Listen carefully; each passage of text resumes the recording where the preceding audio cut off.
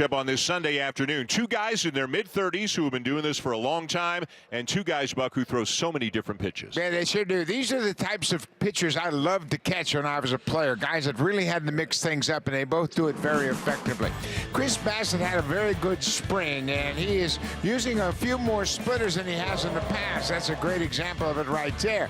And when you look at what he did, opponents hit just 143. He's always got the good cutter, and he has a curveball that he can throw anytime, and it really neutralizes the timing of the hitters. And we're going to see Tomo Sugano. He has been terrific throughout his career, one of the most decorated pitchers in the history of Japanese baseball. He's got a wicked split. This was against the Yankees down in Sarasota during spring training. He, too, had a very good spring. He pitched 15 innings, allowed just 11 hits, and struck out 15. So both of these pitchers are very similar in their style. Neither one's overpowering, but neither one will make a mental mistake during the course of this game. Final game of the four-game series. The Blue Jays need a win to earn a split. Jamie, back to you. That they do, Dan. Sugano makes his major league debut at the age of 35 for Bassett. This is start number 188 in the Bigs. We'll have it for you on Sportsnet.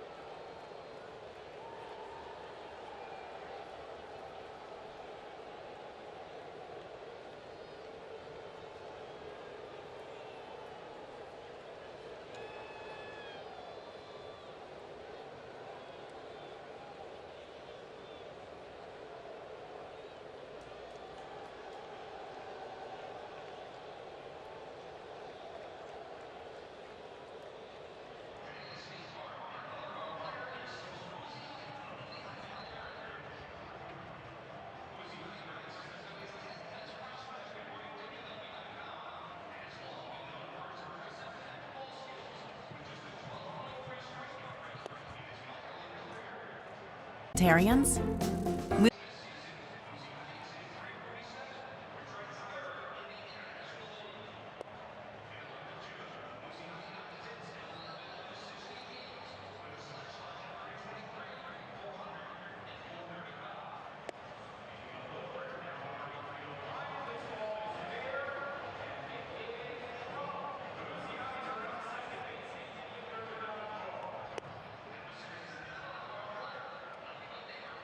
The Blue Jays and Orioles, roof closed again. Again, the weather not quite spring-like just yet. but it's a nice Junior Jays Sunday here inside the Dome this afternoon as the Blue Jays try to salvage a split of this 4-game series. And what's more fun than the kids going out to the line, getting to baseball, taking a picture with a Bichette or a Guerrero or a Santander. One of the best traditions they have here in this ballpark, and always a super popular thing for the kids to do. Also, the young lady who sung the anthems did an absolutely magnificent job here today. So everybody's in a good frame of mind for a ball game here this afternoon. Chris Bassitt is going to make his season debut for the Blue Jays. And a look at the Baltimore Orioles lineup for Brandon Hyde and company here today. They have hit 10 home runs in the first 3 games, but Jordan Westbrook has hit 3 of them. He's not in the lineup today. Adley Rutschman is. He had a couple of home runs back on opening day. Tyler O'Neill's back in there in the cleanup spot. Ryan Mountcastle is back in there as well. 5 left-handed batters, including the switch hitter in Rutschman, for Bassitt to face this afternoon. Well, Chris Bassitt trying to bounce back from a disappointing season in 2024. He was 10-14 with an ERA over 4 in his 31 starts. In 2023, he had a terrific season. First time he pitched 200 innings in a regular season. This spring, he has worked on developing his splitter a little bit more and not focusing so much on the changeup. He's always going to throw the cut fastball. He's always going to throw the 2-seam fastball. Curveball is there whenever he wants it. He's always had a good curveball, and he will look to beat the Baltimore Orioles here today and even this series. Defensively, the Blue Jays get a little bit different look today. Alan Roden is in left field. We've seen him there, but Miles Straw makes his Blue Jays debut in center field. He's a former Gold Glove winner. He won a Gold Glove in 2022. Springer's in right. Wagner, Bichette, Jimenez, and Guerrero from third to first, and Tyler Heineman makes his season debut behind the plate. He'll call the signals and give the target to Chris Bassitt. Ryan Wills is the home plate umpire this afternoon. The crew chief Lance Barksdale's at first, Will Little at second, Ryan Additon at third. And this ball game is officially underway with a fastball right over the outside corner for a called strike to Colton Cowser, the Orioles left fielder. 1 for 12 on the season. The one was a leadoff home run in yesterday's game. That one will sail away, and it is 1-1. So with more splitters and basically ditching the changeup, still 7 pitches though in Chris Bassitt's arsenal. The 2-seamer, 4-seamer, cutter, splitter, slider, sweeper, curve. Gets the call there, and it's 1-2. And you could see the Orioles top step of the dugout just to check out what Bassitt's featuring early in this game. Ron O'Hearn is the DH this afternoon. But Bassitt, you know, he has all those pitches out of necessity. That's that 2-seamer, just missed the inside corner. He said early in his career, I realized I couldn't overpower anybody, so I had to develop a lot of different pitches to put different thoughts in the hitters' minds. Largely pitched as a reliever in college, and again, the first couple of years of his pro career was a 16th round pick. And has had to adapt on a number of occasions in the big leagues. There's a cutter that misses up high, and it's 3-2. Well, Dan, you mentioned college, the University of Akron, and not a baseball hotbed by any means, and he pitched in relief in college. So it just tells you how much work he's put in to become a very, very good major league pitcher.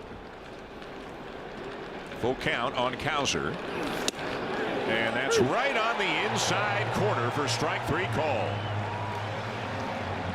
Well, command is always important for Chris Bassitt, and he does a good job of getting this fastball where he wanted. Actually, he may have missed his spot all the way across the plate, but Tyler Heineman receives it very well, and it caught the outside corner. They were trying to go away with the 2-seamer and missed across the plate, but it was a good pitch for strike 3.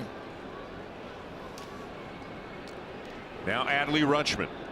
Again hitting in the 2 spot. He's behind the plate today after DHing yesterday.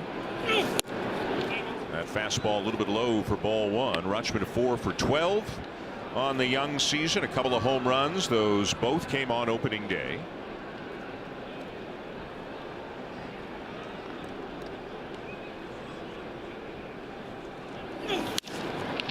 Shoots this one down the left field line, but it slices foul. One thing Richmond is trying to do all spring long is stay on the ball a little bit longer and try to hit the ball toward the left field power alley.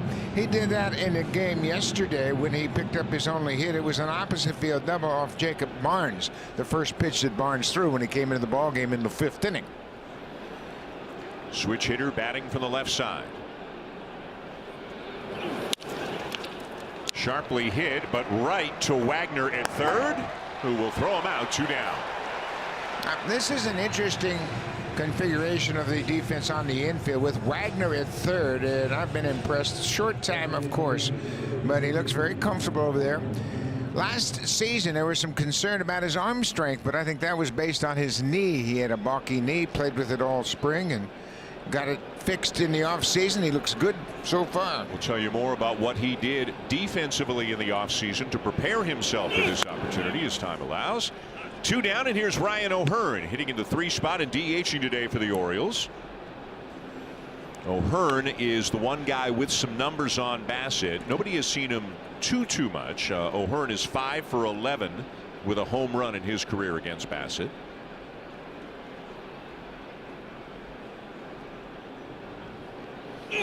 One of the big, maybe the biggest key for Chris Bassett in the offseason was doing better against left-handed batters. And he's faced Cowser, a lefty, Rutschman, a switch hitter, batting left, and now O'Hearn, a lefty, here in the 1st inning.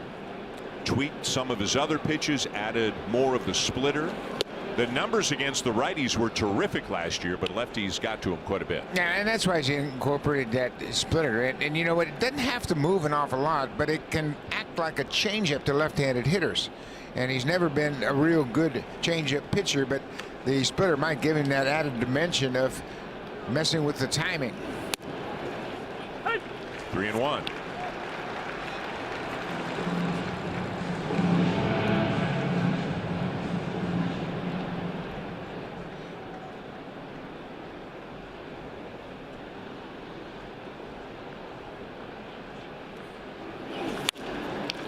Pulled foul, 3-2. That was the cutter right there, 87 miles an hour. Just got it. O'Hearn to pull it. Bassett, you can see he's calling his own game right now, working with Tyler Heineman. They had a chance to sit together all throughout the game yesterday and go over this Oriole lineup.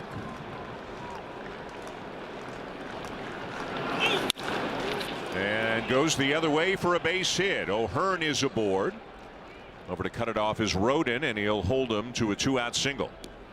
Yeah, Rodin did a good job of getting over there quickly. He was shaded in that direction initially, and this ball is off the plate outside. That's that 2-seamer with a lot of run, but O'Hearn stays on it and keeps it fair. Long single. Rodin gets to it very quickly and gets it back in the infield in a timely fashion. So a base runner with 2 down here in the top of the 1st. And here's Tyler O'Neill, who had the day off yesterday, back in there and hitting cleanup today for the Orioles. O'Neill, of course, extended that major league record of his with a home run on opening day. 6 consecutive opening days now with a home run, and you can see the power he showed with the Red Sox last year.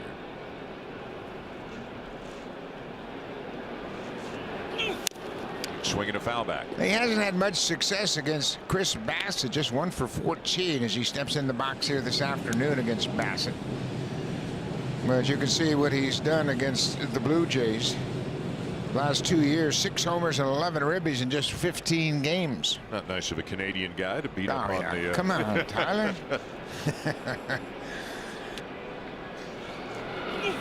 Blue Jays will see another Canadian tomorrow night. Michael Soroka is going to make the start for the Washington Nationals tomorrow night. Now, how cool is that? Soroka has been plagued by injuries throughout his career.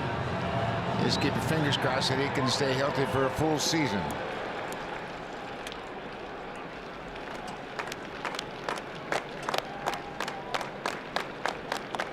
Bassett out in front of O'Neill, a ball and 2 strikes.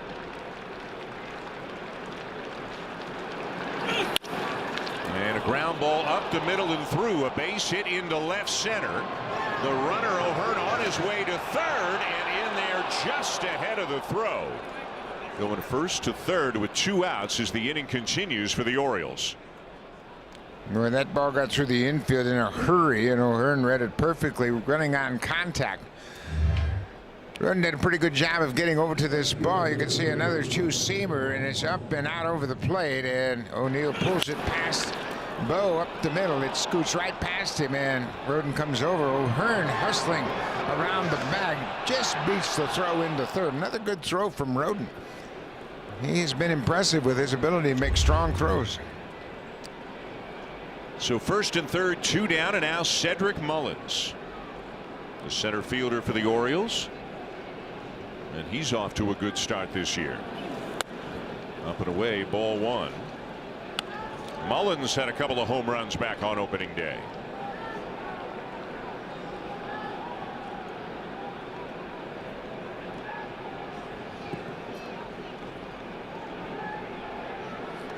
Runner bluffs from first as the pitch is ripped foul, 1-1.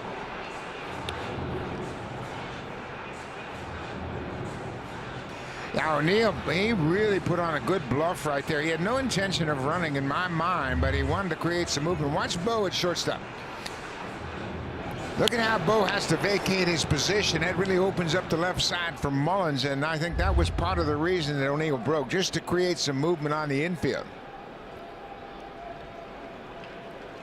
Now Bo just slid about 2-3 steps to his left, basically up the middle, as a breaking ball will get past Heineman to the backstop, and a wild pitch will give the Orioles a 1-0 lead. That's unfortunate. The Blue Jays, they have fallen behind in this series each time. This is the curveball, man. You know you got to slide over, and you can see Tyler Heineman never shifted to block it. He tried to backhand it, and that's almost impossible. And it's just a stroke of good fortune. If you can backhand it, you got to block that ball with a guy at third.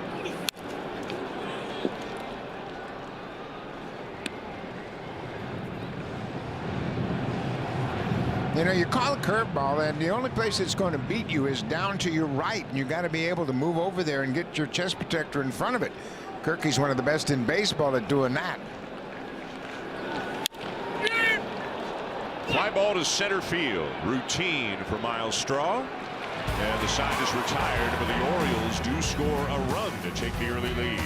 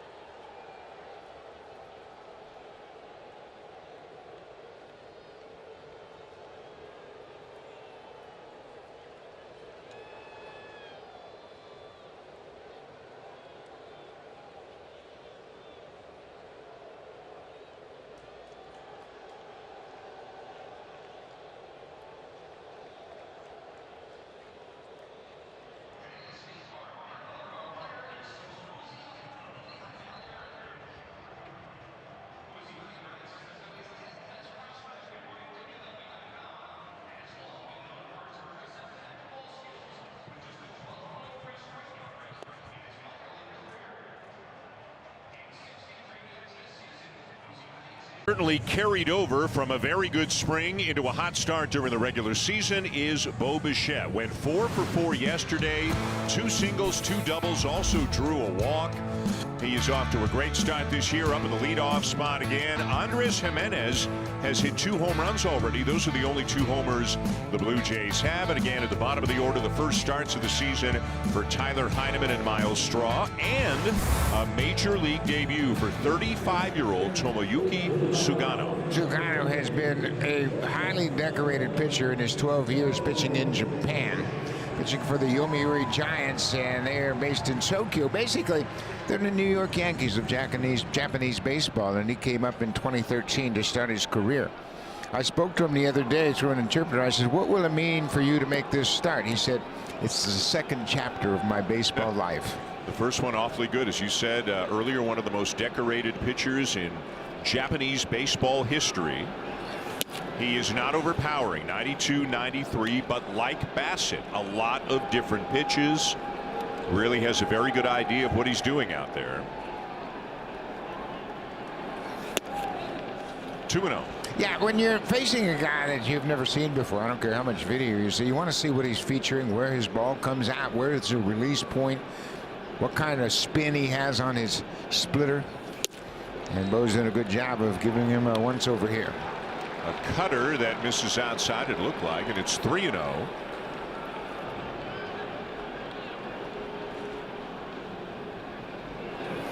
And he walks Bichette on 4 pitches, so Bichette has now reached base in 9 consecutive plate appearances going back to Friday. Well, and Sugano doesn't walk anybody. I mean, that's maybe a result of the nerves, the adrenaline, making his first big league start. And last year, he just walked 16 and struck out 111. In 156 innings. 16 walks. Now Guerrero. Ball 1. Vladdy 3 for 11 with a double so far on the season.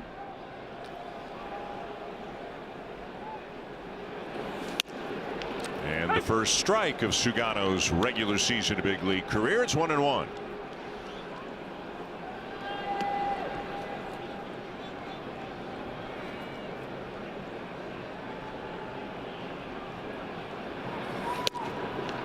A lot of movement on that. That looked like the splitter. You know, think of Gausman, think of Bassett moving in and also down. There it is there. In on a right-handed batter, but he missed inside, ball 2. Yeah, he's got a lot of movement on that splitter, and he'll throw it a lot. Guerrero launches one. Left center field, but caught on the track by Cowser. Glad he might have gotten it a little bit off the end of the bat and just couldn't get enough to hit it out. Bo Bichette thought about tagging up. He got halfway and he took a couple of steps back toward first, and then he thought, oh, maybe it's going to carry off the wall, but that ball is probably deep enough for him to advance. Take a look at Bo right here. Watch his base running as he sees the ball off the bat and then says, you know what, he's going to catch it. I can go back and tag, and then I don't know about it, but he was just really in between and not really sure what he wanted to do there. So 1 down now. Anthony Santander. Another look at the Guerrero swing towards the end. Right off the end. Yeah, it was a splitter. He hit it right off the end. He didn't barrel it up. Yeah. Santander 3 for 12 so far as he takes inside 2-0. So Sugano continues to fall behind hitters. He's thrown 10 pitches, only 2 of them strikes.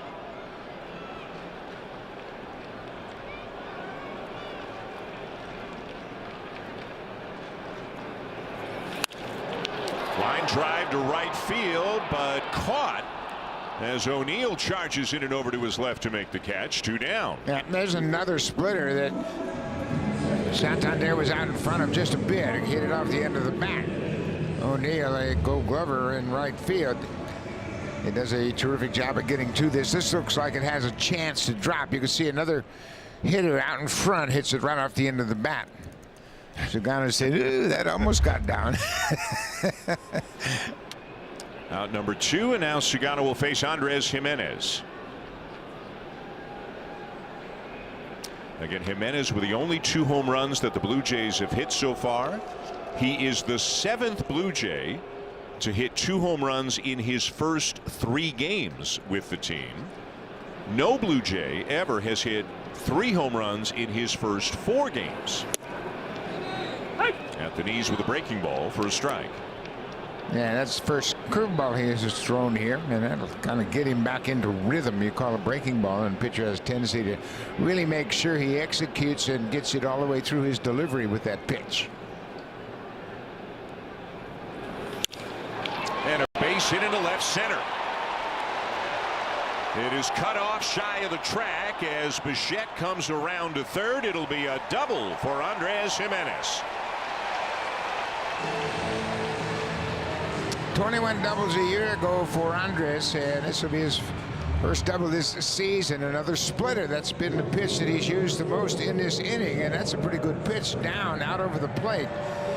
It looked like this had a chance to get past Cowser and go to the wall. Maybe Santander or Bo could score, but Bo has to hold up there as Cowser turns and fires it back in the infield very quickly.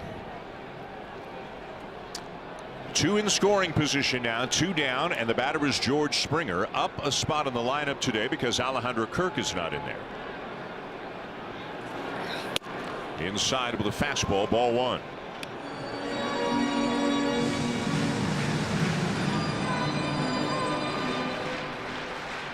Bichette at third, Jimenez at second. Orioles up 1-0 early.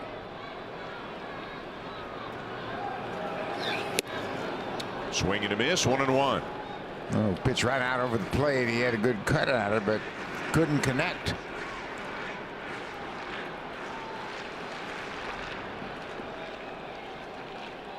Blue Jays have had a lot of base runners, haven't been able to cash many of them in. And a chop swing up the third baseline. Just kind of got to that ball inside, chopped it foul, 1-2. Oh, he's got good movement on that splitter early in this game. If he gets the command of his fastball, this splitter is really going to complement it. But look at how that pitch dives, and Springer had to use his emergency act just to put it in play. He's able to keep it foul. Springer lines one to right center, and it's down for a base hit. And 2 runs will come in to score to make it 2-1 Blue Jays. What a big hit for George Springer. And the Blue Jays to get right back into the lead. They scored 2 in the bottom of the first yesterday to tie it up. And Springer comes through with a 2-out, 2-run single. Looks like another splitter. Nope, it's a breaking ball that kind of spins on the inner half, and Springer hits it into center field. That'll cash in 2.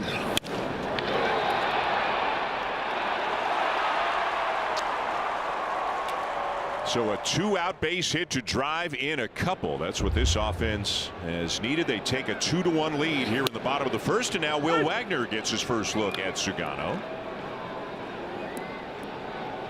Wagner at third base today. He's off to a nice start, 4 for 9 with a couple of doubles.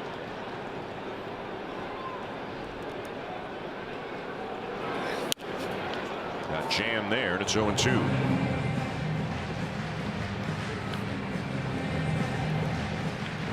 Bichette got it started by taking a walk, and he and Andres Jimenez both coming in on the Springer base hit.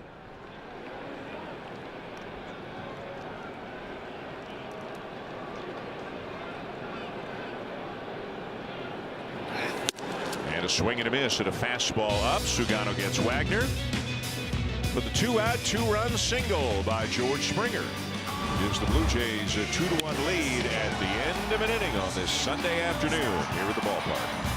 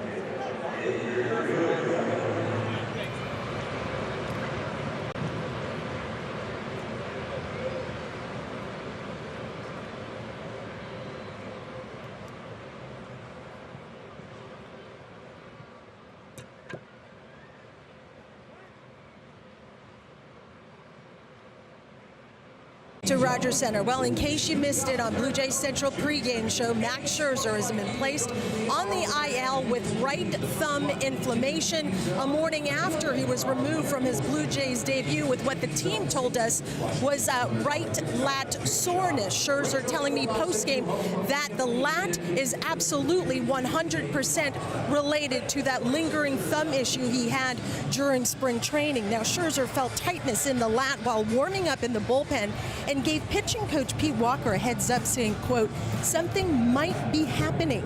Now Scherzer grinded through 45 pitches over 3 innings and warned John Schneider afterwards, we're in imminent danger if he continued to pitch. Scherzer will see a hand specialist in the U.S. tomorrow. The good news, he's actually feeling better than he thought today. Yariel Rodriguez or Easton Lucas, who is called up, could be options for the Scherzer start Friday at the Mets. Dan, the hope is the IL stint will help reset and kind of knock out that thumb issue. Hazel, thank you. That's Easton Lucas at the far end. They're sitting. So Lucas made a couple of appearances with the Blue Jays last year. Mason Fluharty is closer. That's Brendan Little in the middle, and then there's Fluharty, who just leaned back and stretched a little bit. Fluharty is up because Richard Lovelady has been DFA'd. Lucas is up because Max Scherzer's on the IL. So let's start with Fluharty, who is going to be, well, let's start with Lucas. There's Lucas. So it could be Lucas or it could be Yariel Rodriguez Friday night at Citi Field against the Mets. Both are available today. And then whoever pitched today should be able to go again Friday. That would be regular rest. So both would be under consideration for a start Friday. Fluharty slots in as the second lefty with Brendan Little, who's fine, by the way. That lat cramp from a couple of days ago apparently has subsided. So Little is good to go. And whenever Mason Fluharty pitches, Buck, it'll be a major league debut for him. Yeah, and Fluharty had a good spring. He throws 2 pitches, a 4-seam fastball that cuts like a cutter, and then a sweeper. I talked to Brendan Little this morning. He said he's fine, good to go. Easton Lucas actually made the first start of the spring for the Blue Jays back in spring training in February. So you've got to be fluid if you're a major league team. Lots of things happen very quickly. Josh Lowe of the Tampa Bay Rays is going to be out for a couple months more than likely with an oblique injury, and they just have had all kinds of injuries all around baseball. Manny Machado left a game with a calf injury yesterday for San Diego. Jose Ramirez left the game for Cleveland with a sprained wrist. Ramirez has only missed 26 games in the last 5 years. I mean, he is the epitome of an Iron Man, and that'll be a big loss for the Guardians if he's out for an extended period of time. The 2-2 to Ryan Mountcastle, chopped out to Andres Jimenez, and an easy play, 1 down. When you see Jimenez make a ground ball, there's so much rhythm in the way he does it. I mean, that was a easy play, a high hopper, but he catches it and he kind of bounces into the throwing motion. Everything is so fluid. He's pretty to watch.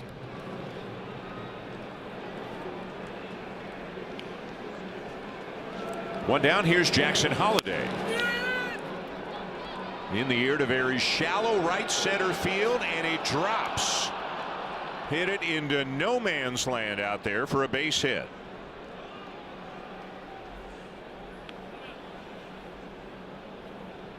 All right, not much you can do about that. You defend against hard hit balls, and this is that curveball, a very slow curveball. He hit it right off the end of the bat. You see the big swing, and outfielders have a tendency to take a step back, and the ball falls short of the mark, and you have to play it on a hop. Holliday's got some pretty good speed. He's at first with 1 down for the third baseman, Ramon Urias, who hits one high and deep right center. On the track, Miles Straw will make the catch for out number 2. Straw's making his Blue Jays debut, and Bassett's pretty satisfied with the results of that last pitch. Straw won a Gold Glove with the Guardians in 2022 in center field. He can go get him. And you know what, Dan? He had a good spring with the bat. He did a good job swinging the bat in spring training.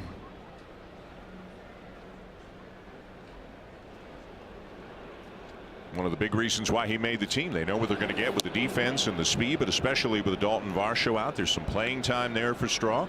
Hit 400 in the spring. Here's Jorge Mateo getting a start at short today. So Brandon Hyde has kind of moved people around on the infield a little bit. There's no Jordan Westburg in the lineup today.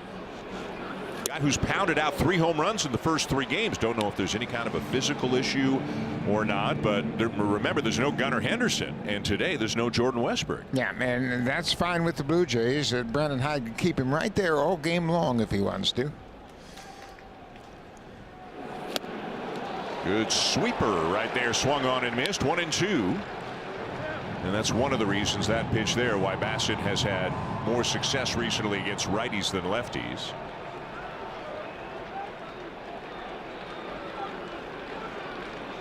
Runner goes. The throw down by Heineman, the tag, but not in time. A stolen base for Holliday. Yeah, Holliday, he was 4 for 4 last year in steals. This is his first stolen base of the season. He gets a good break. Heineman makes a strong throw, but Holliday had a good jump, and I love that slide. Straight leg slide right into the bag. That's the quickest way you can get there, and the safest. 2-2 the count. Poked out of play by Mateo. Speaking of steals, how about the Pittsburgh Pirates? They have 14 stolen bases in 3 games, and they have not been thrown out yet, playing against the Marlins. They've had 2 6 stolen base games already. Wow. O'Neill Cruz has 4 of them. Isaiah Kiner-Falefa has 3 stolen bases already.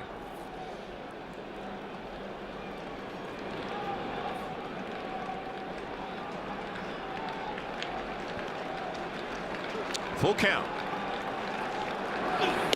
And he got him right down the middle with a 2-seam fastball to strand that runner out at second.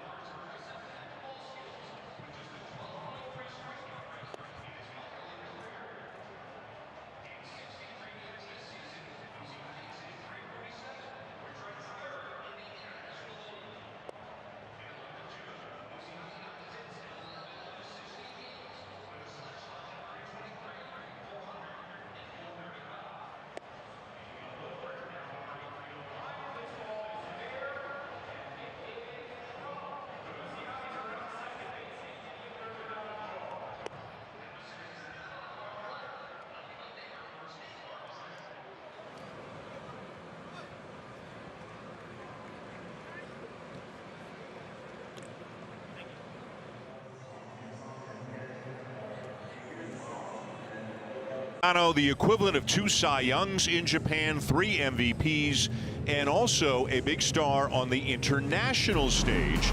The 2017 World Baseball Classic. This is the semifinal between Japan and the United States. That's Christian Yelich.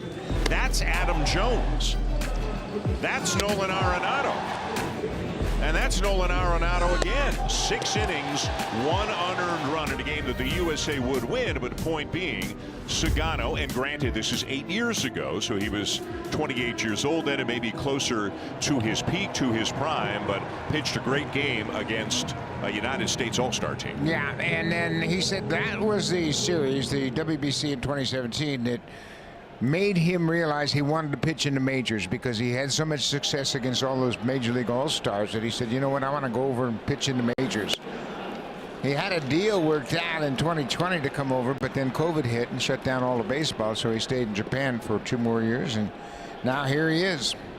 2-1 Blue Jays, bottom 2 and the 2-run single by George Springer. Alan Rodin got a splitter there on the 1-0 pitch and swings over the top of it, 1-1. This is Springer telling to Miles Straw what he saw from Tomoyuki Sugano. No matter how much video you see of a pitcher, it's better to get a first-hand interpretation of what hitters see during the game, because it's different from day to day. How valuable is that kind of information? Oh, it's incredibly valuable when you're facing a guy for the first time and you have an idea, okay, his fastball moves about 6 inches, so you know you never give up on it. If it's inside, stay with it. If it's outside, lay off of it. All that kind of information is invaluable, and he's going to share more information with Andres. Bounced in 2-2 on Rodin, who is 1 for 6 with a walk so far in his first few days in the big leagues. Has started 3 of the first 4 games of the season.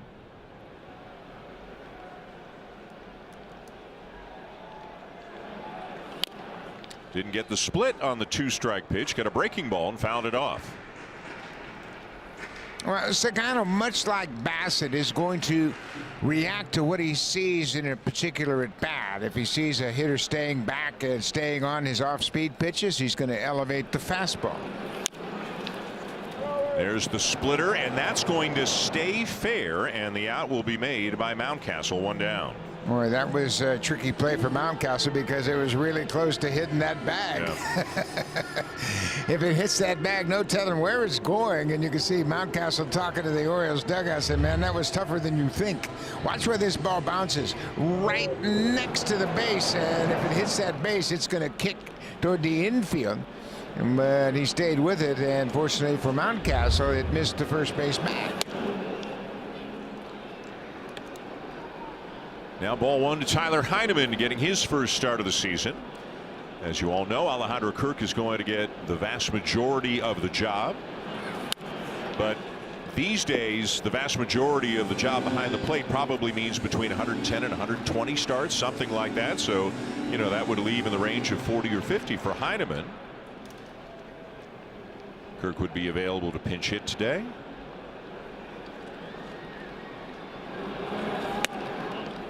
Two balls and a strike. Heineman is a switch hitter. This is his stronger side.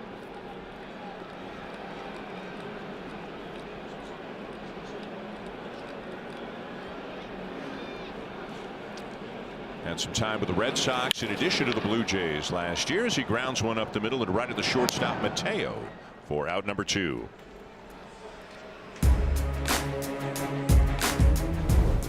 Rogers Xfinity. Game-changing internet. Stream, share, and score big with Canada's most reliable internet. Sunday afternoon here at the ballpark, and a 2-1 lead for the Blue Jays in the bottom of the second. 2 down and the bases empty for the number 9 hitter Miles Straw, the center fielder, making his first start.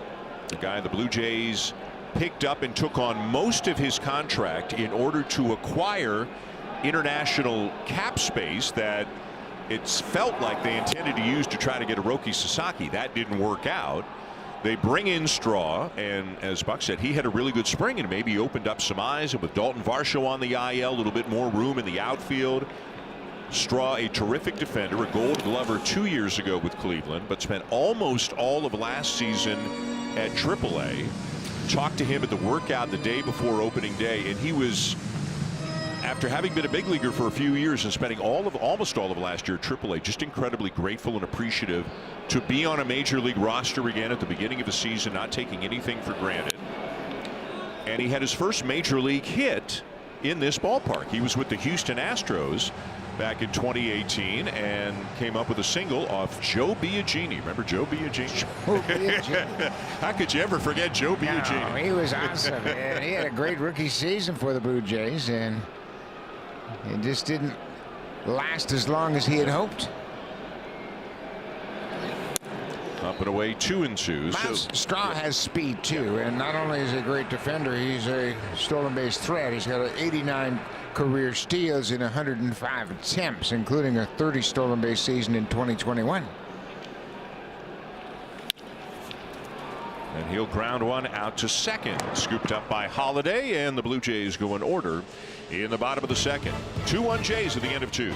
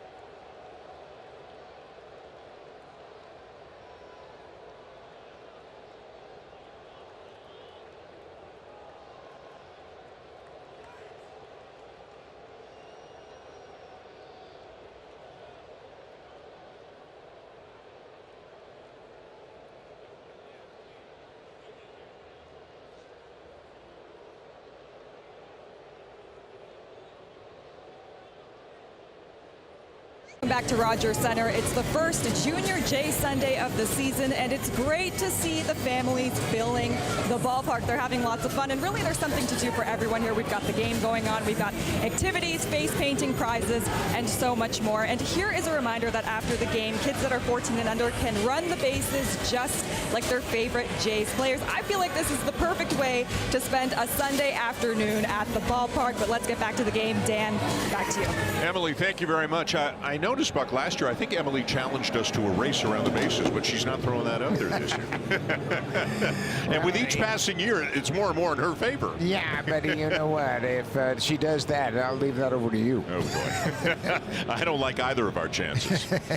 2-1 Blue Jays going to the top of the third, and it's the top of the order. Colton Cowser against Chris Bassitt. Cowser was called out on strikes. His first time up. A Bassitt breaking ball, curveball, drops in for a called strike.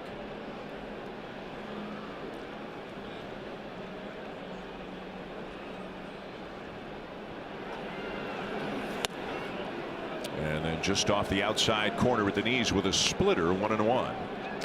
Bassitt threw a lot of pitches in the spring. We told you a couple of times earlier on, he really wanted to get built up as quickly as he could, try to take some of the burden off the bullpen. All these games with just one off day in the first 3 weeks, as this one will get into center for a base hit.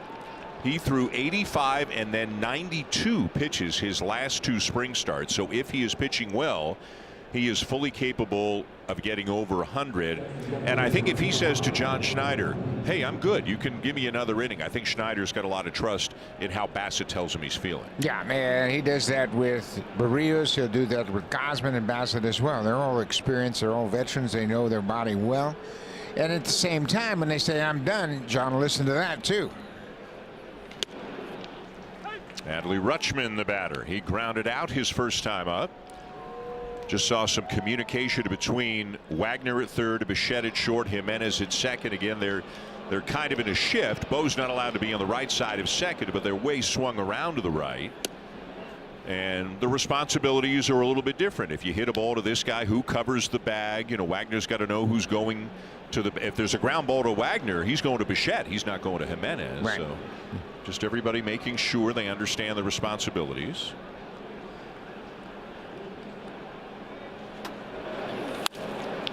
High in the air down the right field line, but well foul.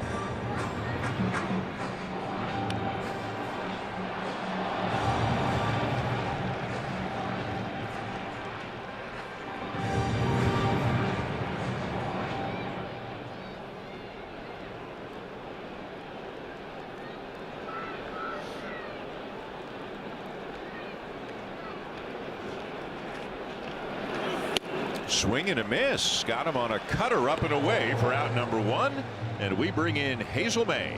Dan and Buck, I spoke to Tyler Heineman about catching Chris Bassitt, and he said he obviously has access to call his own game, but it's his responsibility to be on the same page and make sure Bassitt has the target where he wants it. He says guys like to have good targets. Some pitchers have different focal points. Bassitt loves that glove as his focal point, and his responsibility, according to Heineman, is to have that glove exactly where he needs it. Hazel, thank you. Ryan O'Hearn lines one into the right field corner, cut off on the track by a sliding Springer, but it is still a double for O'Hearn.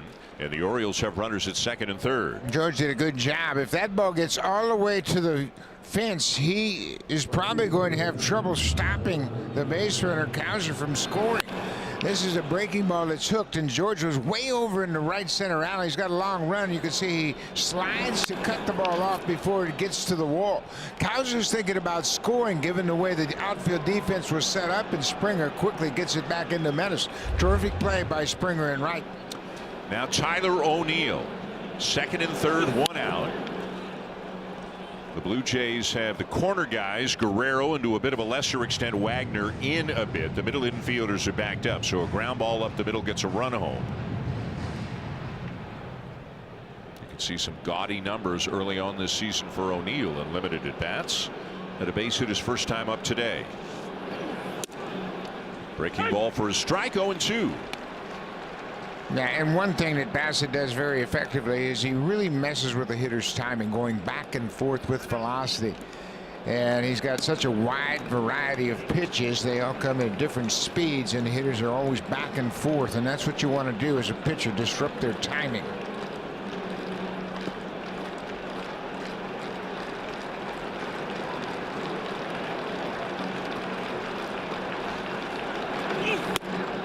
Tried that cutter, missed just high. He has really gone to that cutter a lot last year, and obviously so far today up in the zone to righties and lefties.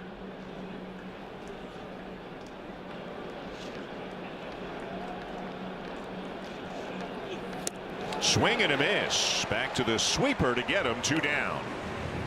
And that's that big curveball. He throws it 72 miles an hour, and that's the timing issue we're talking about. Big league hitters can hit a bullet if that's all you're throwing him, and you see how far on front O'Neill was. He did a good job of throwing that cutter up and away, put velocity on his mind, and then he backs down at 72 miles an hour and gets a very big strikeout. Now can he get Cedric Mullins and get out of this? Mullins in the air, left field. Rodin going back, makes the catch on the track, and Bassett pitches out of harm's way here in the top of the 3rd.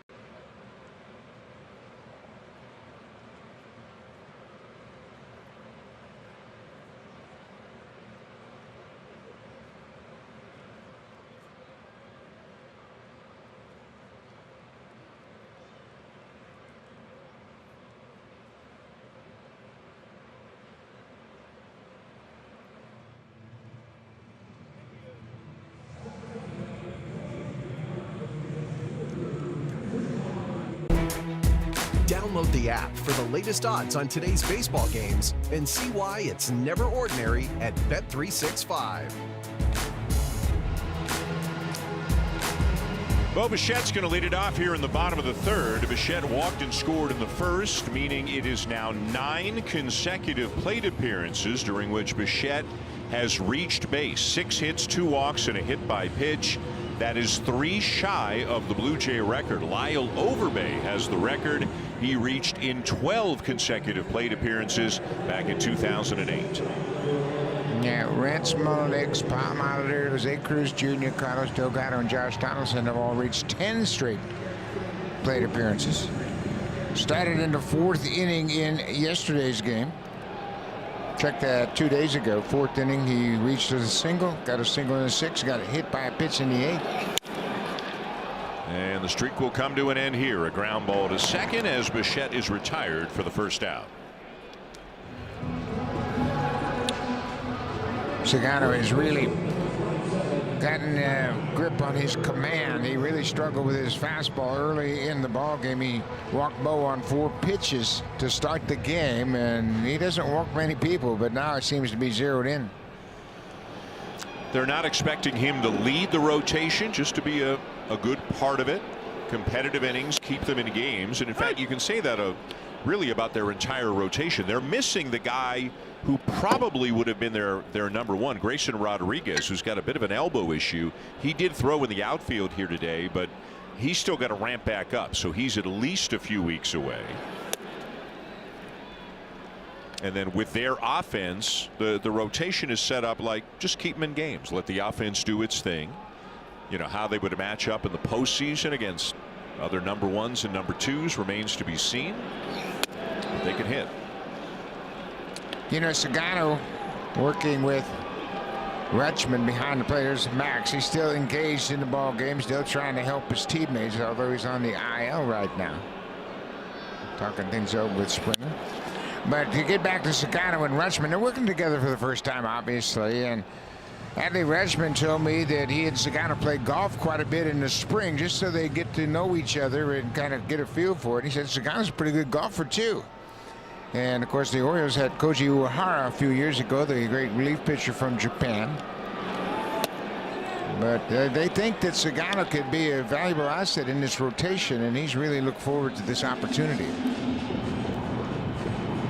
I asked him the other day, I said, what's different about pitching for a major league team than a Japanese team? He said, in Japan, starters are expected to throw 115 to 120 pitches in a start. Obviously, that's not the case here. Guerrero shoots one the other way for a base hit after a pretty good take on a 2-2 curveball.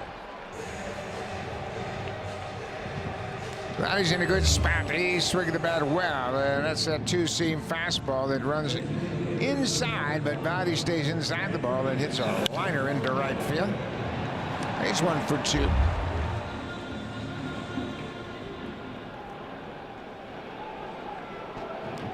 Guerrero at first, one down. Here's Santander lined out to right in his first at bat today. Has to back away from an inside cutter, ball 1.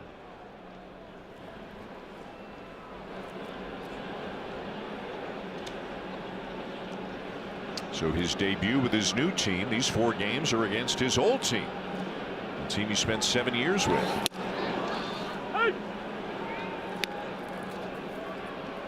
Probably be strange in a different way in a couple of weeks when the Blue Jays go to Baltimore at the tail end of the first road trip. That's the guy he has known as his manager for a number of years. Brandon Hyde's in his 7th year.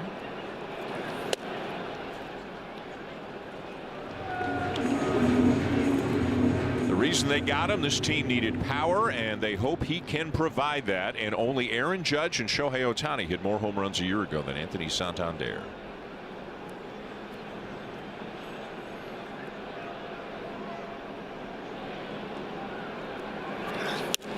Three balls and a strike. Judge is off to a phenomenal start again today. He's already homered today. He's got 4 home runs already. Yankees hit 9 yesterday, 1 shy of the major league record held by the 1987 Blue Jays. They beat Milwaukee yesterday 20-9. They're up 3-1 in the 3rd inning on the Brewers today. Yankees looking to sweep that 3-game series.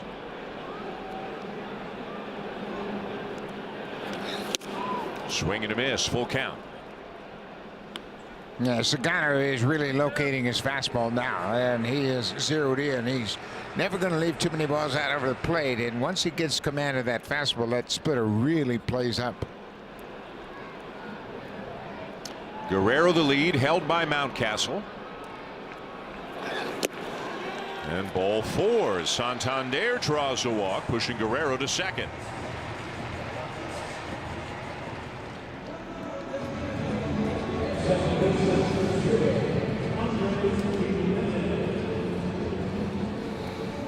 Now Andres Jimenez already has a double in this game. Shot one to left center, came in on the Springer base hit back in the 1st.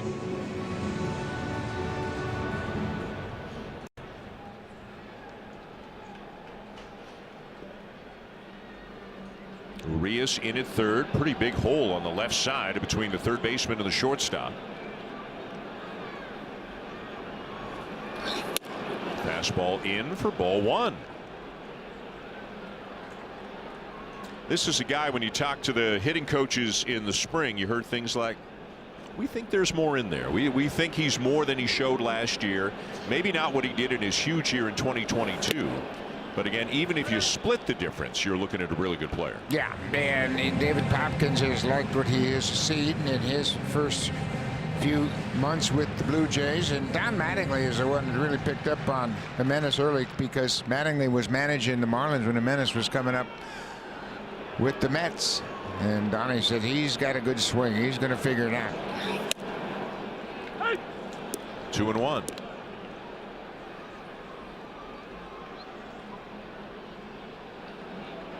And I'll take Don Mattingly's judgment about a hitter any day of the week.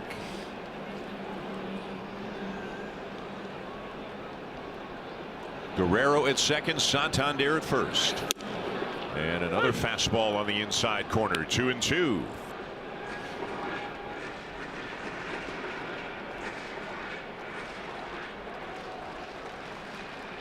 Throwing a little bit harder now than he did to open the game as well. More consistently up around 94 here in the 4th inning with the fastball.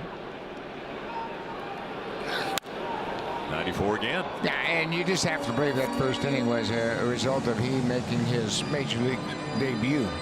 Just a little bit nervous. He threw 4 straight balls to Bo Bichette to start the game and then gave up a double to Menace and a 2-run single to Springer. That was in the 1st inning.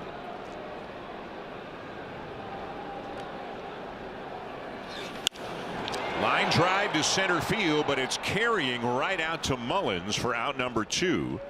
More good contact by Jimenez, but this time it finds a glove.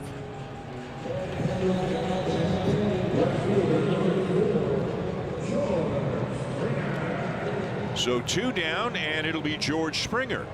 He came up in the 1st with runners at 2nd and 3rd and 2 down. Had a 2-run single. 1st and 2nd, 2 down here.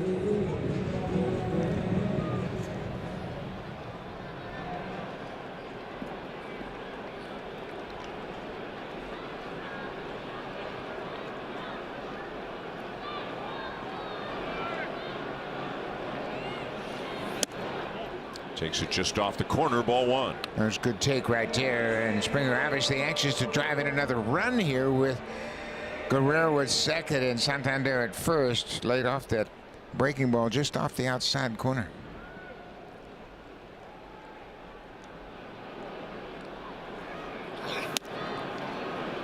And Sagano gets a call. 1-1.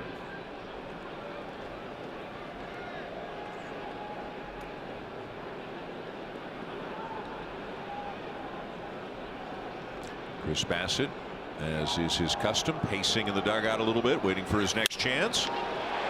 Oh, what a nice catch there made by Mountcastle. Had that gotten by him, that was a run. But he snags it for out number 3. One more look, going to break. Mountcastle, a nice play, still 2-1 Blue Jays.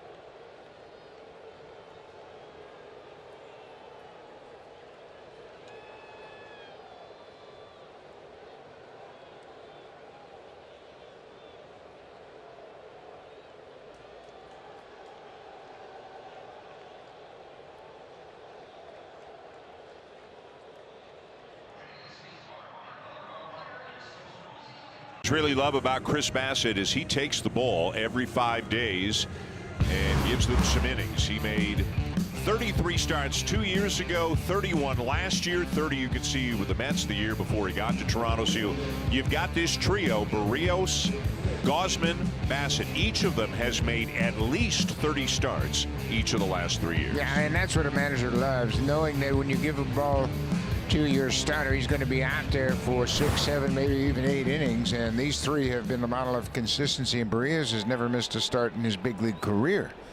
He has been as consistent as you can get.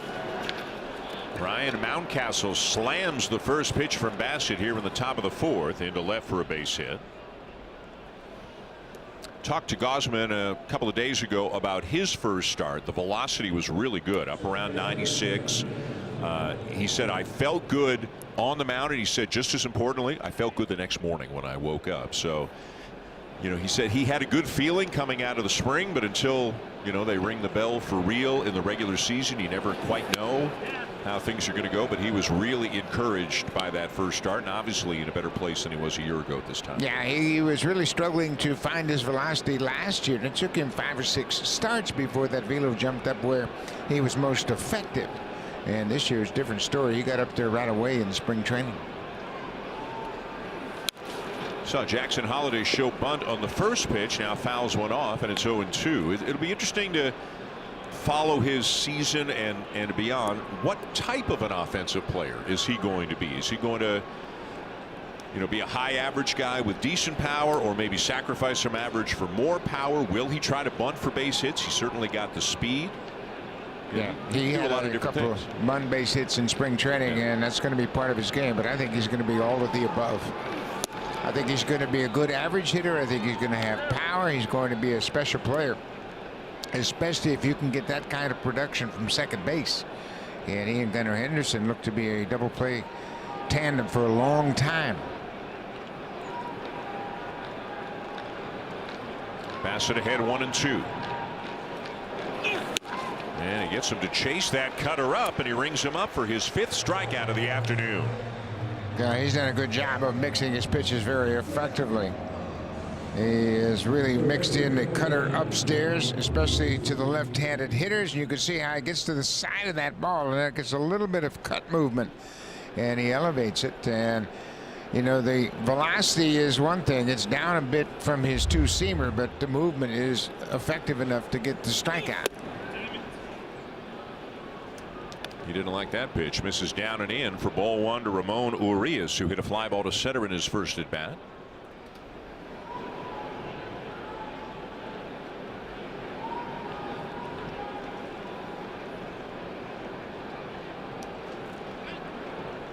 And just a soft toss over to first with Mountcastle there.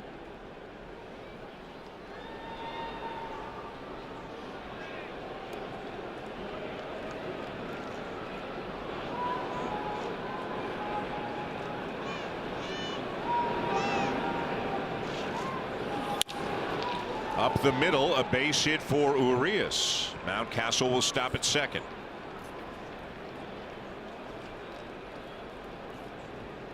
It's the 7th hit now for the Orioles. Yeah, they have gotten hits up and down the order, and Urias hits a good breaking ball. That ball was down and was out over the plate, but he stays on it and hits it into center. And it's first and second one out for the number 9 hitter, Jorge Mateo. Wagner even with a bag at third. Guerrero backed up at first. Middle infielders at double play depth.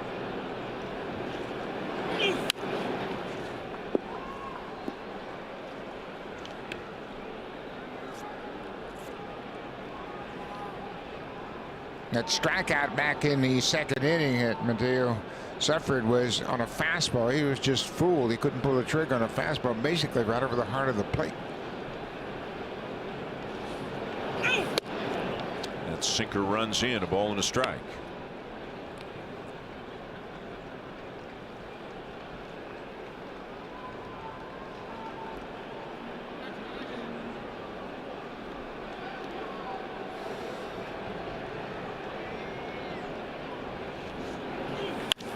Ground ball to short. Bichette to Jimenez and on to first for the double play. Just what Bassett needed, a 6-4-3 inning-ending double play. Bichette to his right, snaps the throw to second, and Jimenez right on the money to Guerrero at first.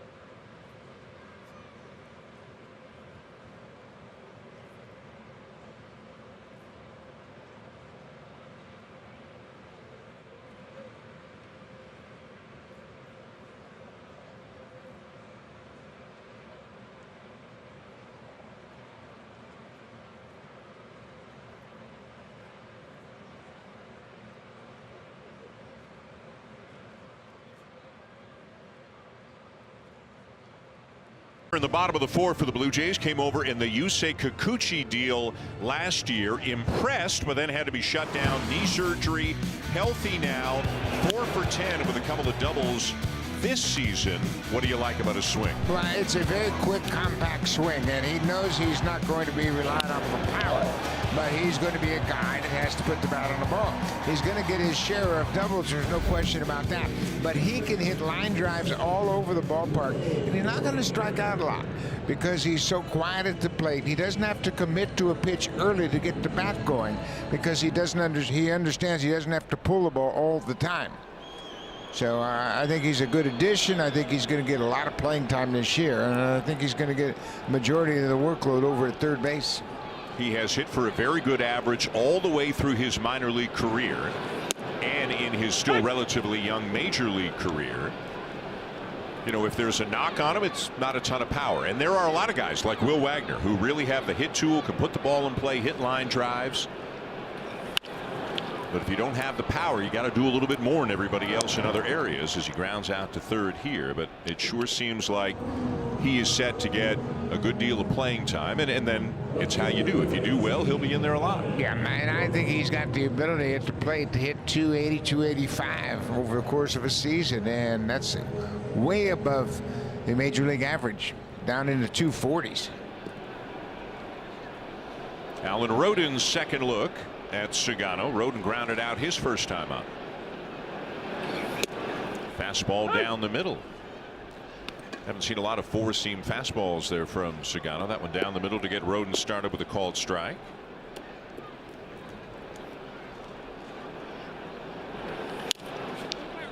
Foul ball. It was that slow curveball. His 79 miles an hour, and boy, he mixes his pitches just like Bassett. They're very similar in their styles. When they hit their spots, they are really good.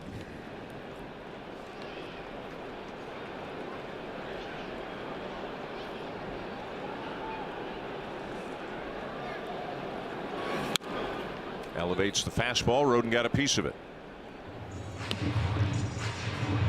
Sagano signed a one-year deal for $13 million to be a part of that rotation. Pete Walker, Chris Bassett talking things over in the dugout.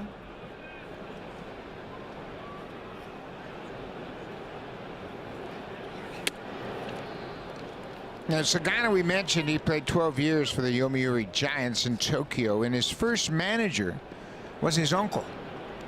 His uncle was a terrific star player for the Giants. His uncle was Tatsunori Hara. Backhanded out at short by Mateo, and safe at first is Rodin.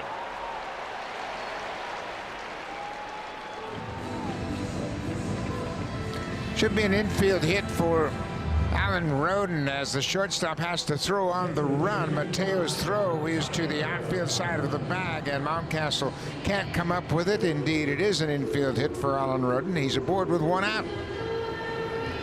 Mountcastle will tell you 9 times out of 10 he should dig that ball out of the dirt. That wasn't that tough a play, but he just couldn't make it. So 1 on, 1 out for the catcher today, Tyler Heineman, who looks at a strike. Heineman with a ground out his first time up.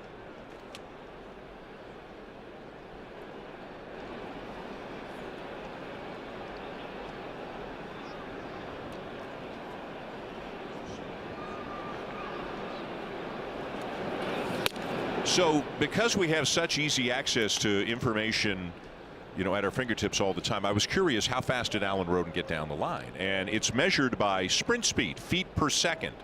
27 is average in the majors, 30 is elite. Alan Rodin was 29 feet per second. There it goes. Fouled back by Heineman. Like, he's a big guy. But he gets down the line pretty well. 29 feet per second. That's good.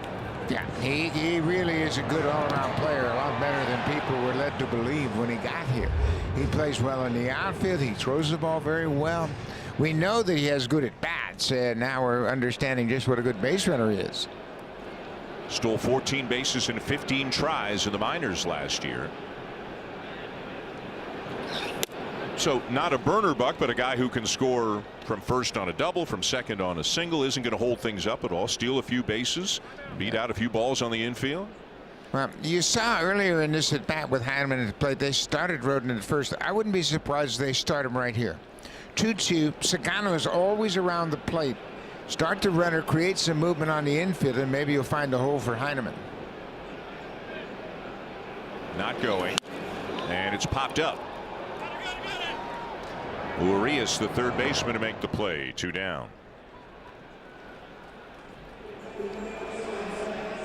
Boy, it's amazing how ongoing conversations are between pitching coaches and pitchers. Yeah, man, you know what? They have 7 hits off of Bassett, and they scored a run in the first inning on a wild pitch. But they're always trying to figure out, okay, how are you going to get this guy out? He's had a couple of good at-bats against him, and they're trying to come up with a solution. Ron O'Hearn has 2 hits, including a double. And you could see Pete talking about the bat path of some of these hitters, but they'll go back and look at the video in between on those tablets and just try to come up with a better approach, a better attack. 0-1 the count on Miles Straw. I mentioned it at the open with these 2 pitchers. These are the types of pitchers I used to love to catch, because your input becomes so important as a catcher, and you read where the bat is when the ball crosses home plate. You read where the hitter's balance is and all those things. As a catcher, you can have a dramatic impact in games like this.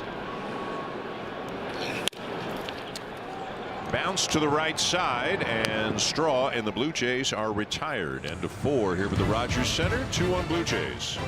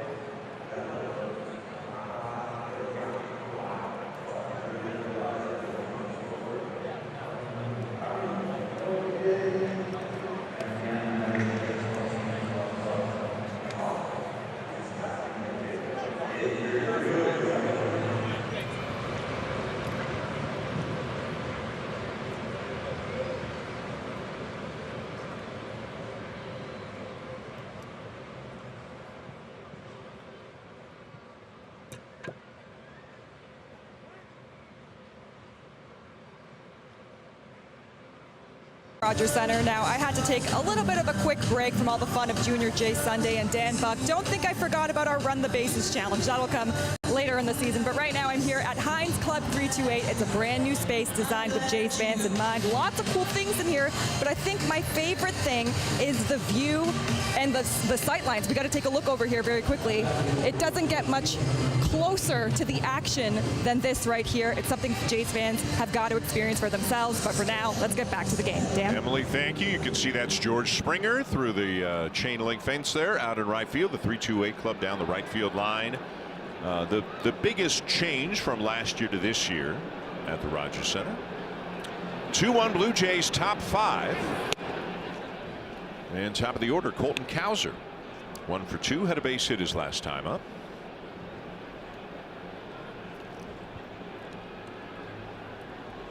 Wagner even with the bag at third, well off the line. The rest of the infielders backed up. 1-1.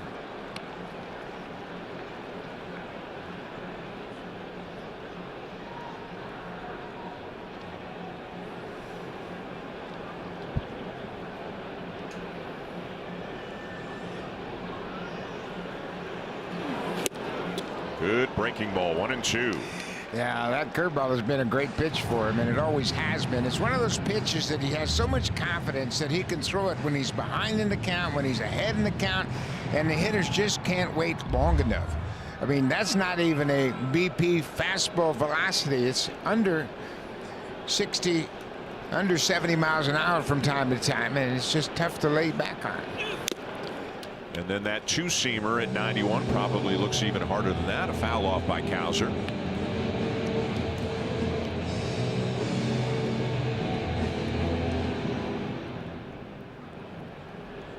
Top of the order, Cowser, Rutschman, and O'Hearn here in the 5th inning.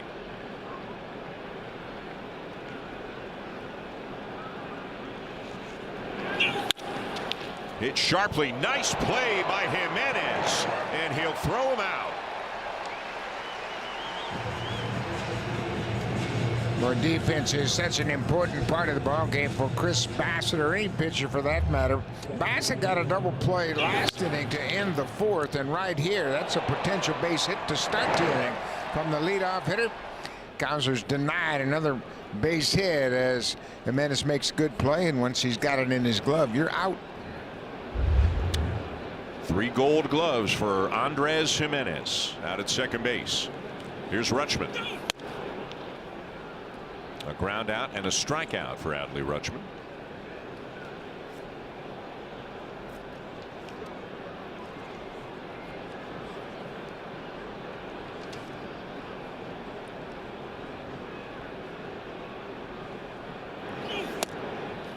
And Bassitt gets the call on the corner. 1-1.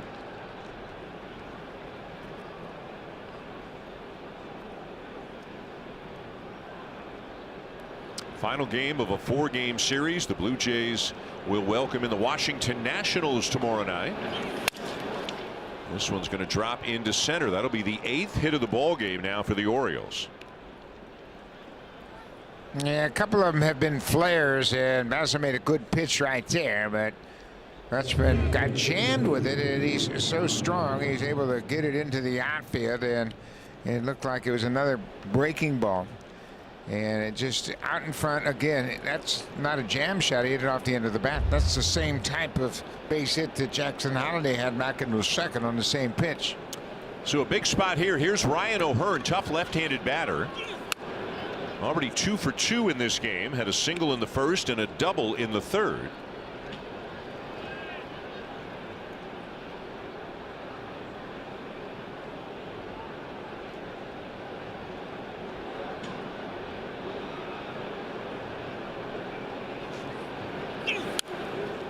Good location there, up and in, fouled off. Now Aaron asking the umpire if that ball was high. He turned around and get confirmation. He went after it, and that's where Bassitt throws that cutter. He'll throw it high both to lefties and righties.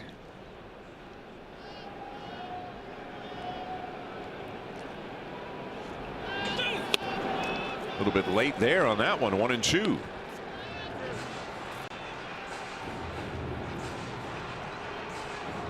So now you got him thinking, I got to be quicker. I got to be quicker. And this might be where he drops that slow curveball on him.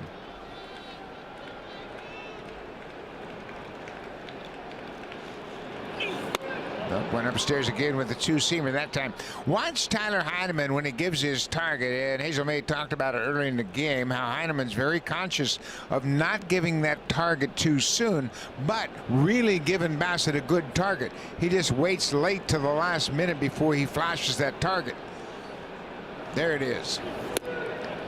He said, if I give it too soon, the Orioles will pick up on it, whether they're at first base or at second base. You can see where they can pick up on it if you set up way too early, and they can give the hitter location. 3-2. Let's see if Brandon Hyde starts the runner here. It is Rutschman at first. They've hit into 1 double play already. See if Hyde tries to stay out of it by starting the runner.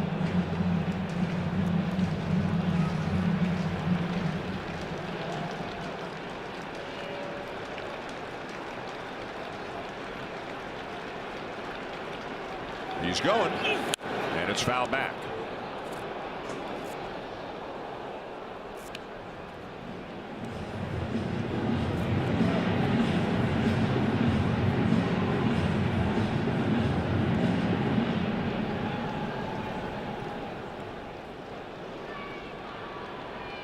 Anthony Sanders here as first base coach. Step near the bag to give Rutschman the orders for this pitch. Not going here, and it's inside for ball 4. And the Orioles have a couple of men on with 1 out. That's the first walk of the afternoon given up by Bassett.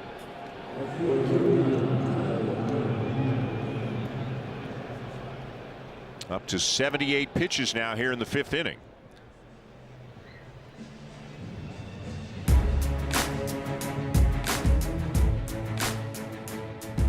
Step up to the plate and take on any DIY project. At Home Hardware Building Centers, we have everything to build anything. Here's how. Welcome back to the ballpark. Dan Schulman, Buck Martinez, Hazel May. Everybody remembers that moment right there, don't they? It is 2-1 for the Blue Jays, but the Orioles are threatening. First and second, 1 out for their cleanup hitter today, Tyler O'Neill, who has a base hit, and he has also struck out. And a weak ground ball towards third, charged by Wagner, only play to first, and he'll make it as the runners advance, 2 down. Well, Bassett did a good job of locating that fastball. He put it right in on the fist of Tyler O'Neill and gets a ground ball, and unfortunately it just wasn't hit hard enough to turn 2. And Wagner made the right decision. You know, he had a chance to go to second and force O'Hearn, but I think the sure out was over at first base to retire O'Neill. So now with 2 in scoring position but 2 outs, it's Cedric Mullins, 0 for 2 on a couple of fly ball outs. Mullins was up in the 3rd inning in the identical situation. 2nd and 3rd, 2 outs, and hit a fly ball to left pretty deep. Roden made the catch on the warning track. That was the first pitch of the at bat back in that 3rd inning, and that ended the inning and ended the threat. Hit it hard, but well fouled down the right field line. You know, a lot of people think, oh man, he was all over that pitch, and Bassett's thinking that's exactly what I want him to do. Hit that slow curveball, because if he does hit it, chances are it's going to be foul. And now that puts a thought in his mind that Mullins is thinking, okay, I can't be so quick, and that's when Bassett comes back with a cutter or a 2-seamer. Doesn't throw the same pitch back to back very often at all, right? Once in a while he'll throw a couple of cutters into lefties, but not too often. Swing and a miss, 1-2. You have so many different pitches and so many different velocities to worry about when you face Chris Bassett.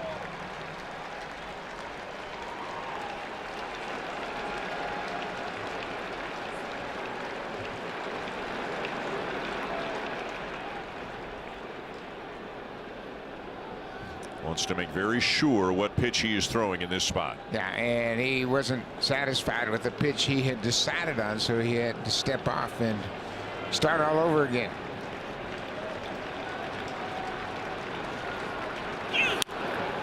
Put that pitch in a good spot, but it's popped up foul, back out of play.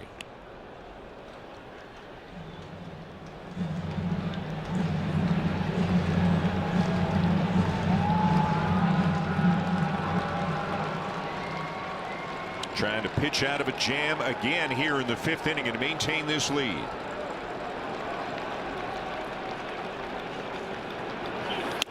Inside with a 2-seam fastball, 2-2. And Bassett's upset because that's exactly what he wanted to finish off the at bat with. He just missed the inside corner and he set up that pitch perfectly, but he just pulled it a couple of inches too far off the plate.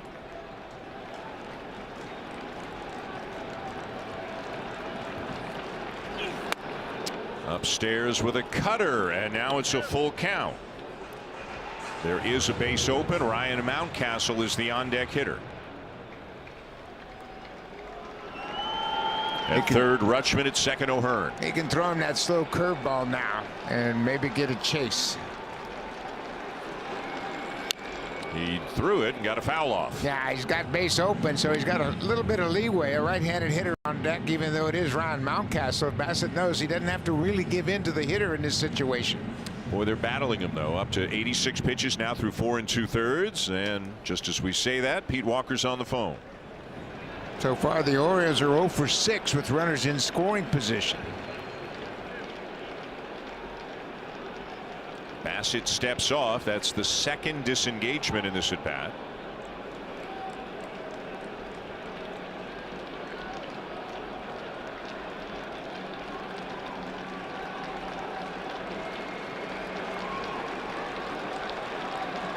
Again, the 3-2. Just foul up the first baseline. Almost making him work. Fouled off a couple tough pitches with 2 strikes. He's thrown him cutter, curve, back-to-back 4-seamers, 2-seamer, cutter, curve, split. So 8 pitches, and just about everything that Bassett has, he has had to throw in this at bat. He got him. Mullins goes around, and Bassett pitches out of it again. Strands 2 more runners, and the Blue Jays still lead. Let's get an update now with Jamie Campbell.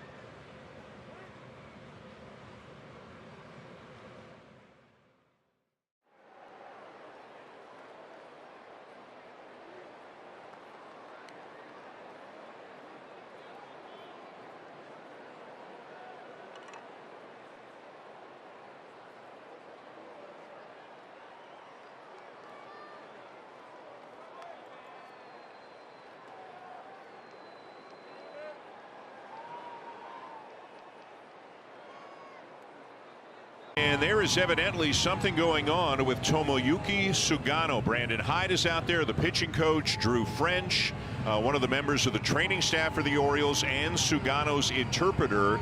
Something to do with the right hand. Don't know anything more than that, but you can see where he is gesturing, and Brandon Hyde may be forced to take him out of the game right now. Yeah, the interpreter is Yuto Sakurai, who was Shun Yamaguchi's interpreter when he pitched for the Blue Jays a couple of years ago, and he is now working with the Orioles and Sugano. But there's something going on with his hand. It might be a cramp. It could be anything in that hand, but obviously he's such a veteran pitcher. He knows that he can't continue in this game, and he's going to leave here before the start of the bottom of the 5th. So his major league debut is cut short, 4 innings, and the Orioles forced to go to the pen.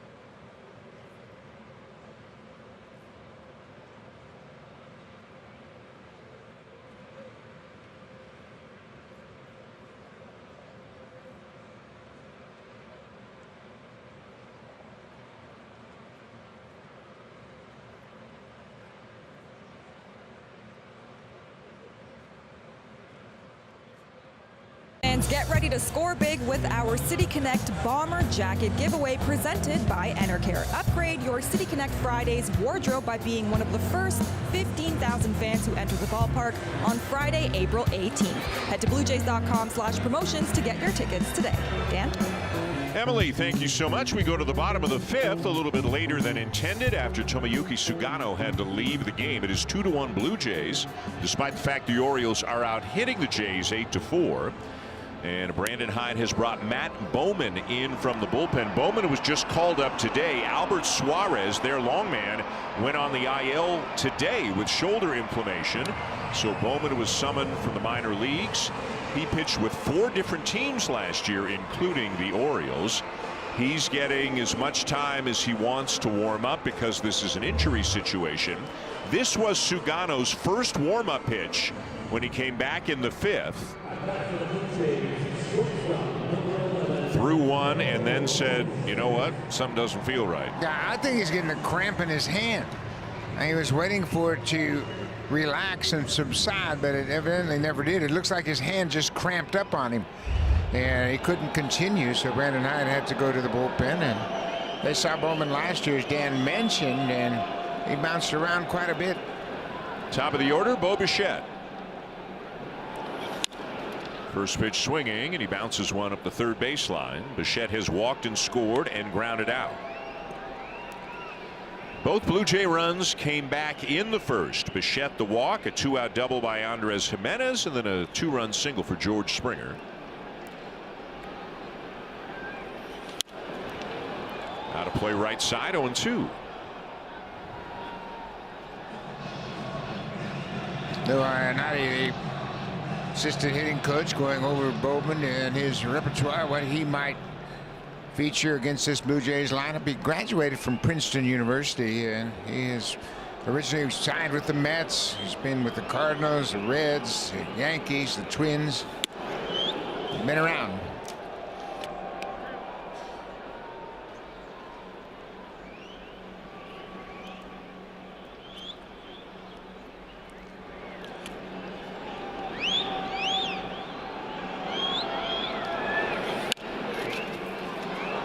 Ground ball over the mound, but right at the shortstop, Mateo, who makes the play for the first out. And Sugano in the dugout still, and that's the left hand.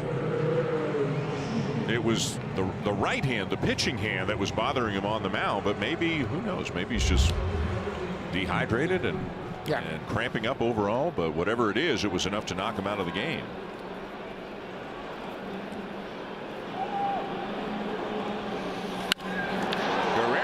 Shoots it the other way, but O'Neill makes the catch in right.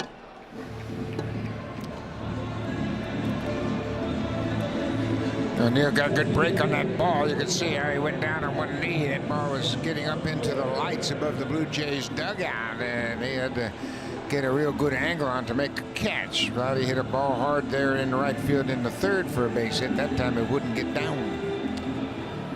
So a couple of outs, bottom 5, and now here's Anthony Santander, who has lined out and walked.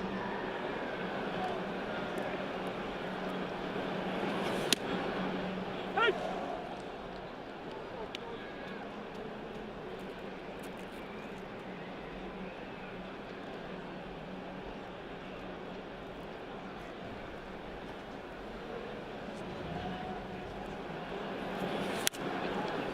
Foul back, 0-2.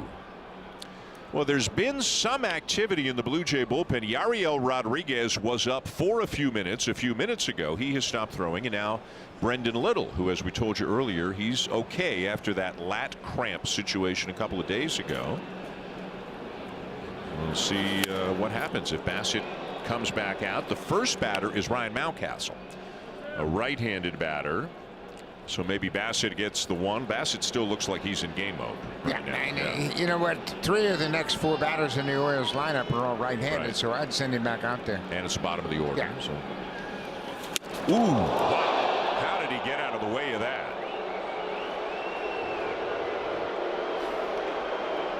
But he did. That's the important thing. Bowman rushed that ball inside, and you can see how late that Anthony reacted and actually missed him, and he bailed out after the ball hit past him. He's fortunate he didn't get hit in the hand right there.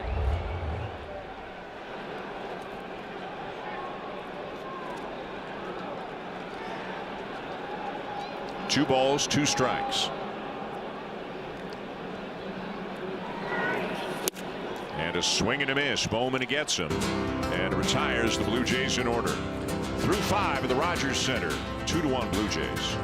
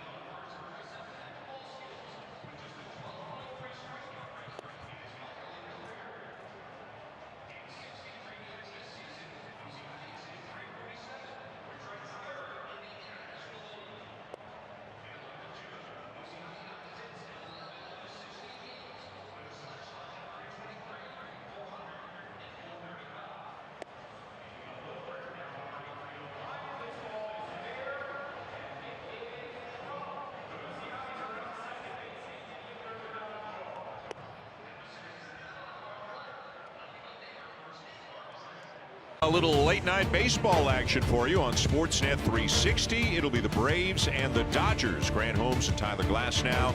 And you can see it at 10 Eastern, 7 Pacific on Sportsnet 360. Very strange. There are 4 teams not playing today. 26 of the 30 are, but the Dodgers are one of them. Maybe that had something to do with them going to Japan and getting a couple of games out in front of everybody else, along with the Cubs. But some teams are idle today.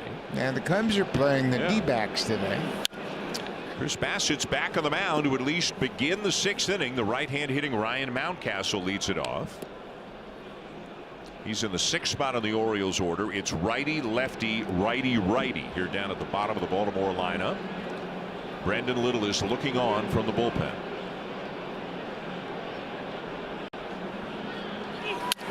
Jammed him. Ground ball to short. 1 down. Now, each of these extra outs that Bassett can get in the 6th really set up the bullpen much more effectively. And that's why he's out here, especially in the bottom of the order. Now you got one left-hander in the next 3 spots in the batting order, and that's Jackson Holliday. Holliday, a base hit and a strikeout.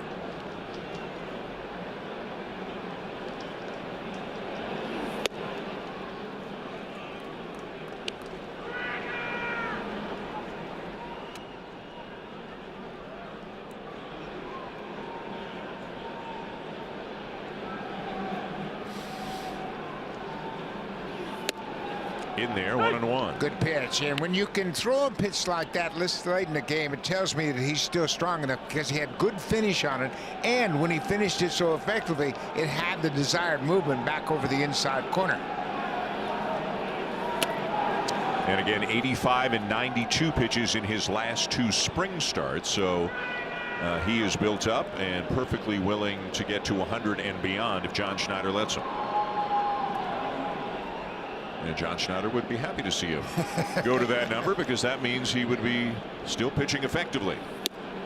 2-2. Looks like he's got Holliday thinking about other pitches. Yeah, and I think too, he wasn't pleased with the location of that last 2-seamer. He wanted it away. He might come right back with a 2-seamer now and throw it away this time.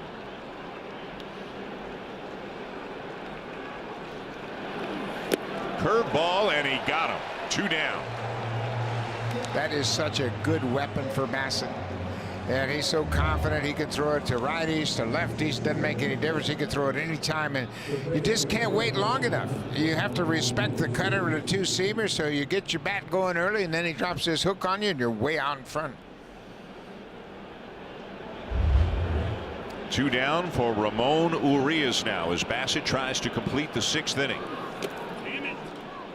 Bassett didn't like that. You may have heard what he said as that one bounces in for ball 1. Urias 1 for 2.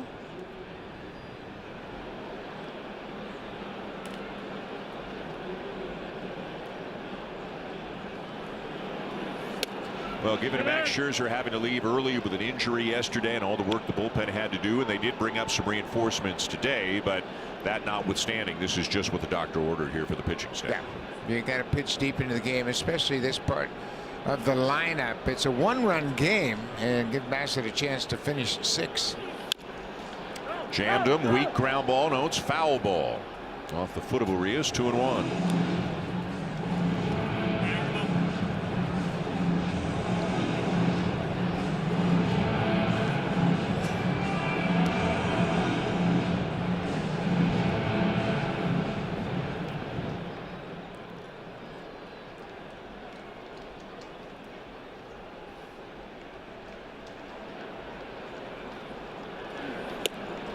And a curveball in for a strike right at the bottom of the zone. 2-2.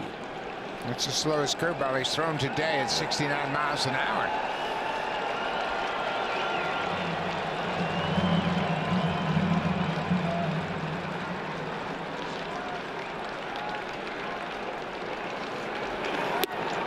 Would not chase the sweeper. That's a little bit harder of a breaking ball. You see a little bit more horizontal movement.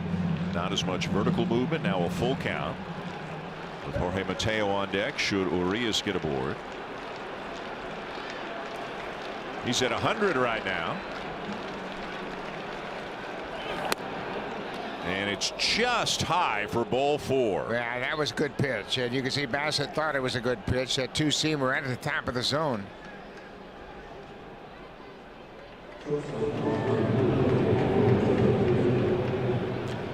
So he will get one more batter, the top of the order, and a left-handed hitter is on deck into Colton Cowser. So one way or another, it feels like this is last batter for Chris Bassett.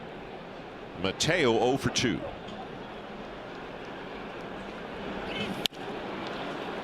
Popped up down the right field line. It will drop untouched in foul territory.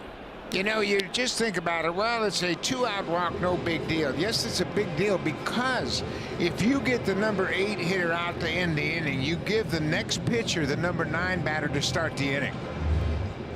And watch Bassett's reaction. This is strike 3. And he didn't get the call. He goes up. No, I don't think so. He didn't get the call. But, I mean, that's such a pivotal call because that leaves the Orioles with the number 9 hitter leading off the 7th. Waves at that curveball. 0-2. He is still mixing. He is still locating.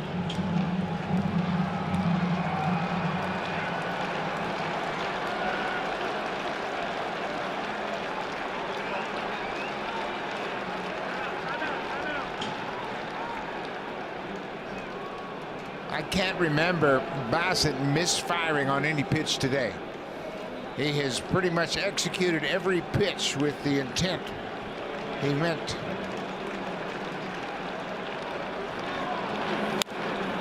Popped him up. Foul territory. Will it stay in play? It will not.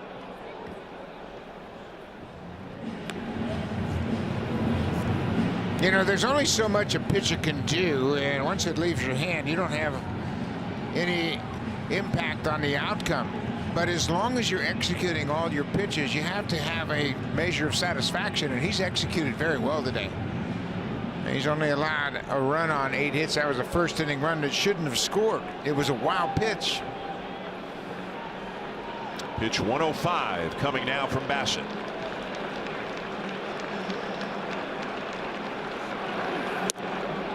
Mateo wouldn't chase. Good 2-strike pitch though. Bassett confirming that the count is 1-2.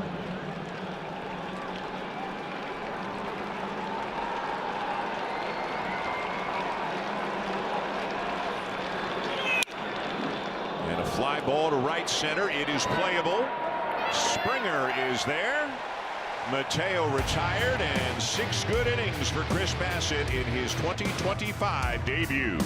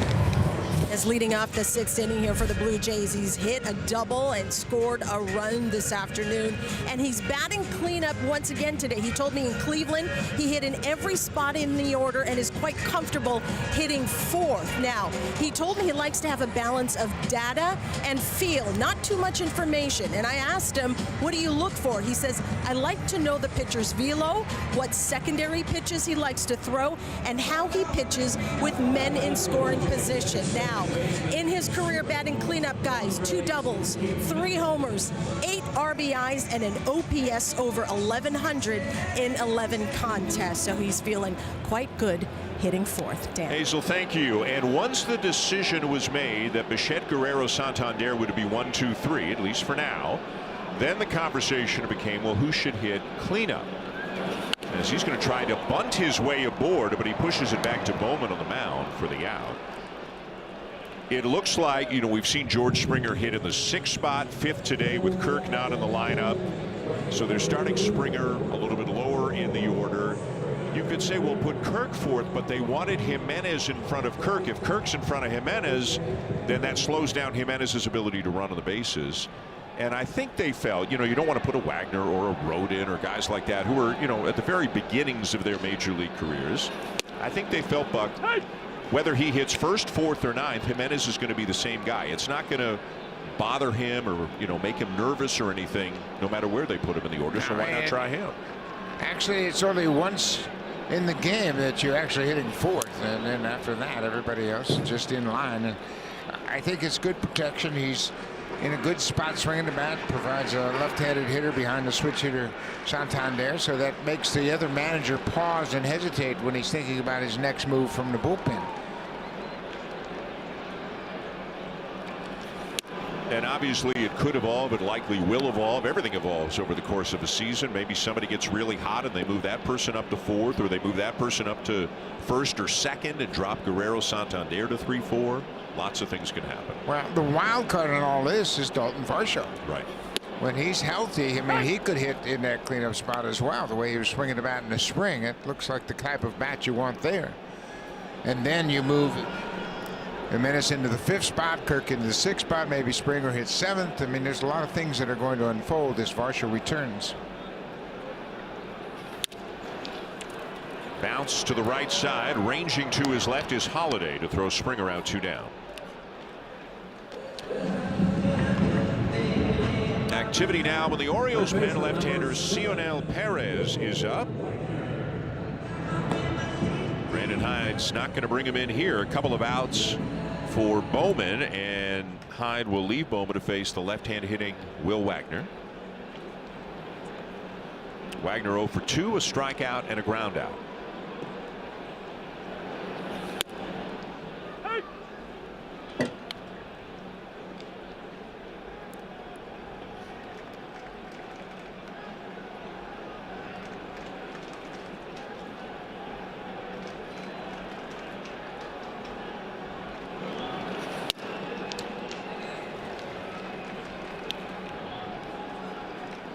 Bassett, Pete Walker, Max Scherzer going over today. And those two guys teammates with the Mets, so they know each other well. And another ground ball. This one backhanded by Mateo, and he short hop Mountcastle, who couldn't come up with it, and Wagner is safe. Yeah, that happened with Mountcastle in the fourth inning. Similar play where Mateo bounced the ball to the backhand side over at first base, and Mountcastle couldn't dig it out. And similar play as Mateo goes to his right, throws back over, and Mountcastle again. The ball in the dirt, one he should catch, and that should be an error on the shortstop, but they're going to give him a base hit. Yeah, at least for now, it has been scored as a base hit, and it's the end of the afternoon for Bowman. The lefty Perez entering the game.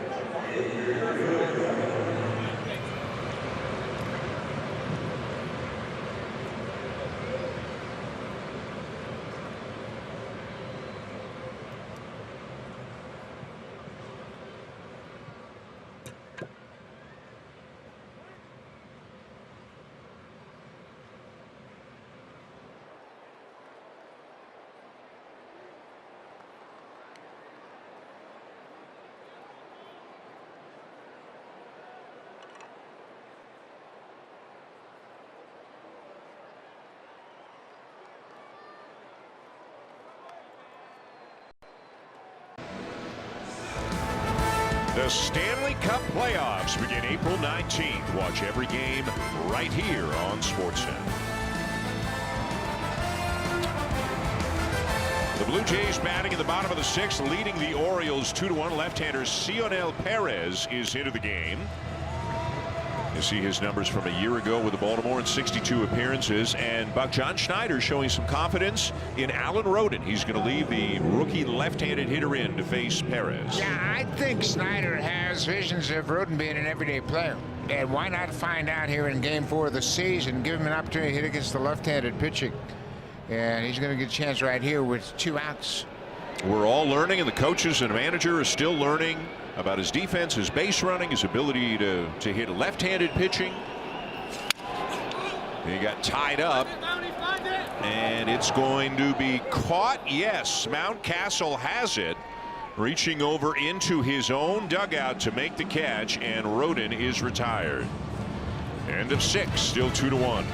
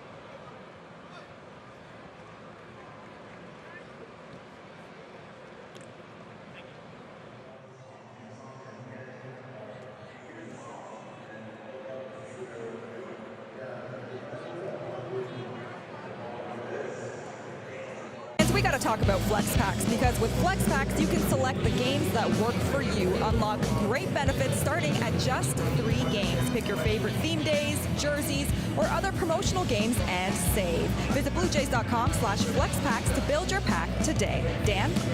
I don't think that's the real Macho Man Savage, but our director Troy Clara says nobody flexes like the Macho Man.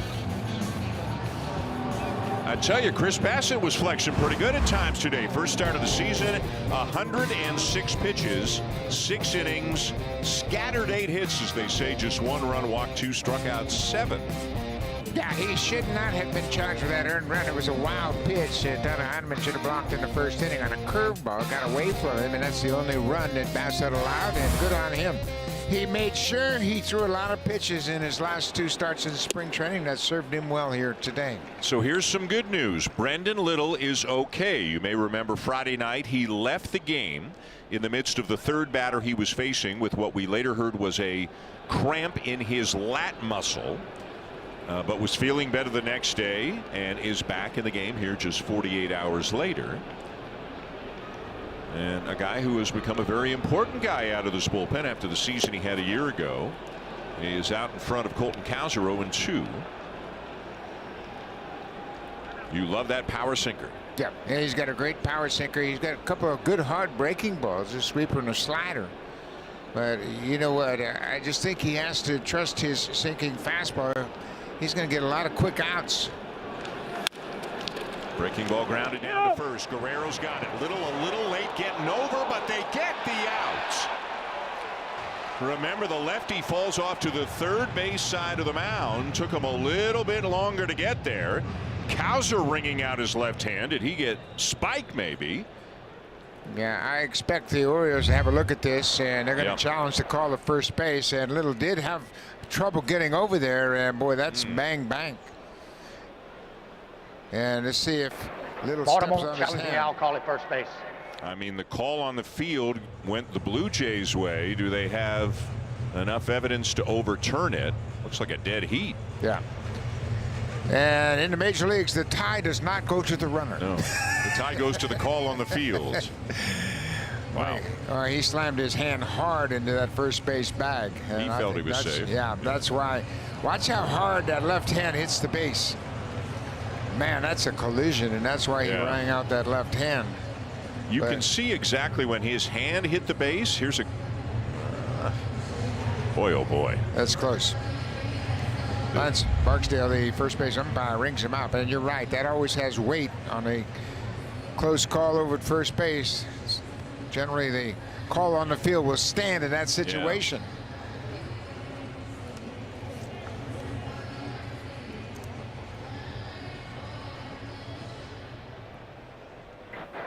Review the call on the field stands. The runner is out. Baltimore will lose their challenge. Orioles lose their challenge. 3-1 on the putout, 1 down here in the 7th.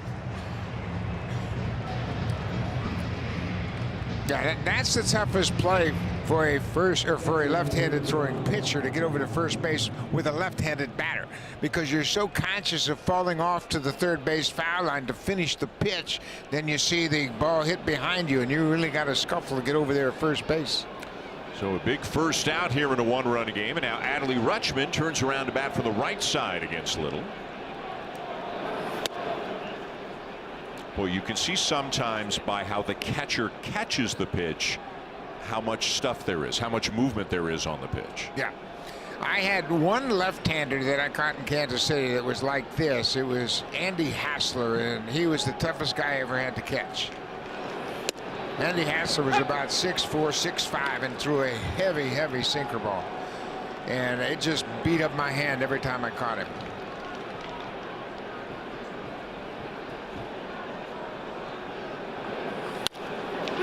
Another play for Guerrero. He'll take this one himself for out number 2. Yeah, you can hear Tyler Heineman say, get over there. Just a reminder to the pitcher, hey, you got to cover the bag when that ball's hit to first. That time, Vladdy had plenty of time.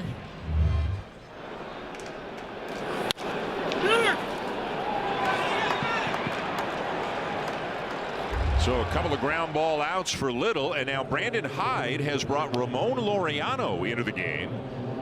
Guy who's been around a long time, known mostly for his defense and a very strong arm. You see his numbers with Cleveland and Atlanta last year. He's pinch hitting for the left-hand hitting Ryan O'Hearn, but no Jordan Westburg. So maybe there is indeed something going on with Westburg, or maybe he'd come off the bench to hit here. Yeah, you would think this would be a spot to use Westburg, so there might be a little bit of an ailment that's kept him out of this lineup.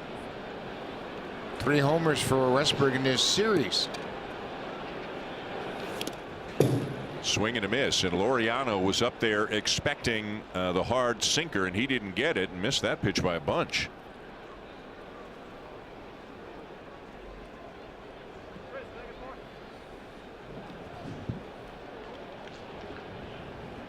This is such an important role for Brendan Little, pitching to the top of the order. A couple of left-handers, a switch hitter, and now a pinch hitting right-handed hitter. I think John Snyder and Pete Walker really trust him in his ability to get righties out equally as well as lefties.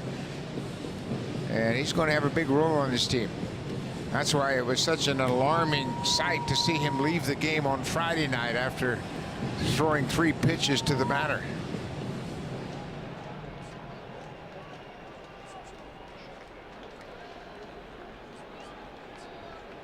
Couple of strikes on Laureano.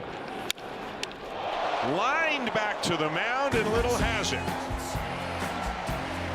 Doesn't even crack a smile after making that play, but a very good inning for Brendan Little. He is feeling okay, and he just set down 3 Orioles in order with a nice defensive play to wrap it up.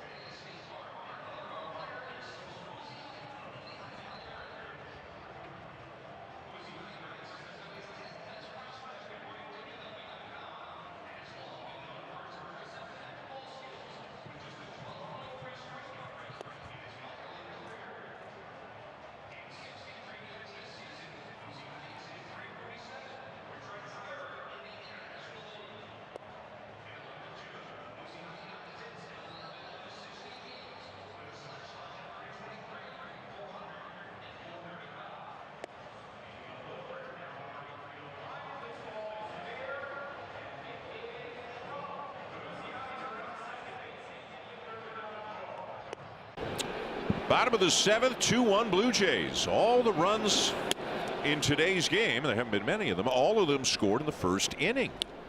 CNL Perez is back on the mound for the Orioles. Tyler Heineman is leading it off in the bottom of the 7th for the Jays. George Springer, the decisive hit for the Blue Jays, a 2-run, 2-out single in the first. Heineman gets into one, pulls it to left, and it's gone.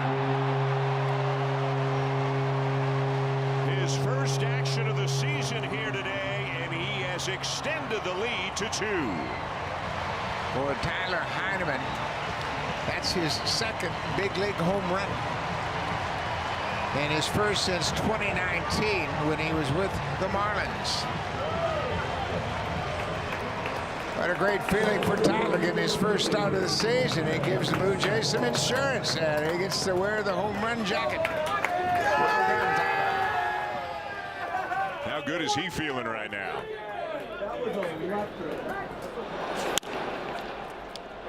Now a bouncing ball off the bat of Miles Straw for the first out. Let's take another look at that Heineman swing. We mentioned 2019, the last time he has homered, the only other home run he's hit in the big leagues, and he could throw a bat flip on him. His second big league home run, and a timely home run for sure, leading off the bottom of the seventh to give the Blue Jays a 2-run cushion. That home run he hit in 2019 was in his 4th game in the big leagues. Now, he hasn't been a full-timer in the big leagues, but this is his 112th game. That was his 4th game. So it has been a while. That's got to feel awfully good. Such an important run for the Blue Jays, too, to give them a little cushion here late in the ball game.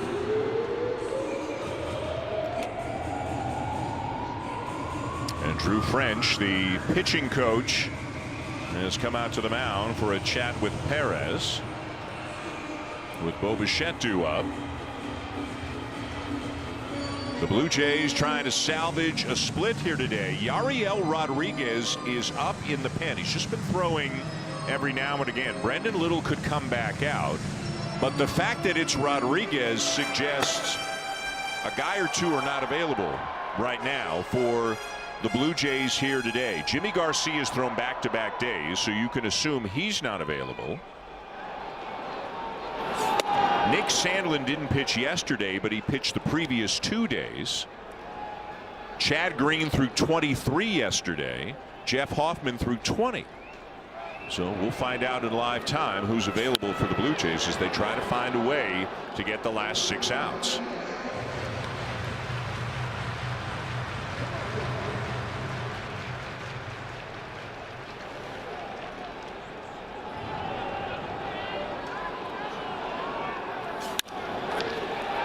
Bichette hits one that gets by Holiday into right field. And you saw that shot of Brendan Little up on the top step. I mean, that's a guy who's done. Yeah. You can tell. So Yariel Rodriguez will be coming into the game in the 8th inning. And pitch the 8th inning. I'll give you a little bit more information about the home run that Heineman hit. As you see, Rodriguez finishing up his warm-ups, and Perez is out. And we will give you that Heineman information when we come back. Pitching change here with Guerrero due up for the Blue Jays.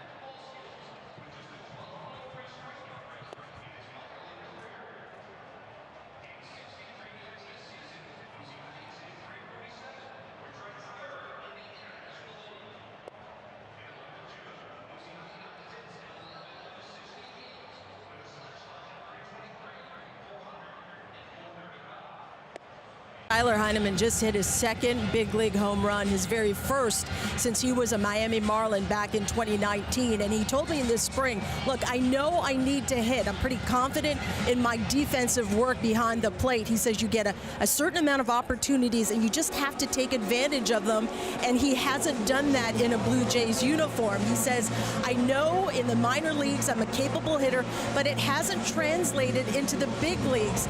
Mentally, I just have to remember that it's the same game. He admits that the pitchers are definitely better.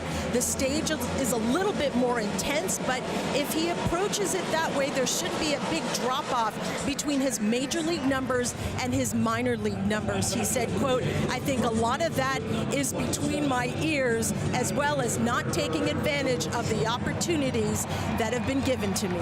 Guys? Hazel, thank you. The vast majority of his job, as you all know, Buck, is the pitching staff and defense, but anything he can contribute offensively would go a long way. So you can see the smile on his face after that home run. Here's Brian Baker to face Vladimir Guerrero Jr.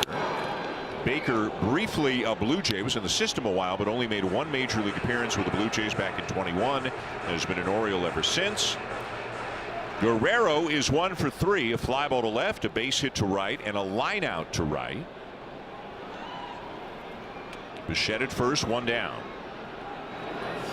By the way, the Bichette play credited as a base hit.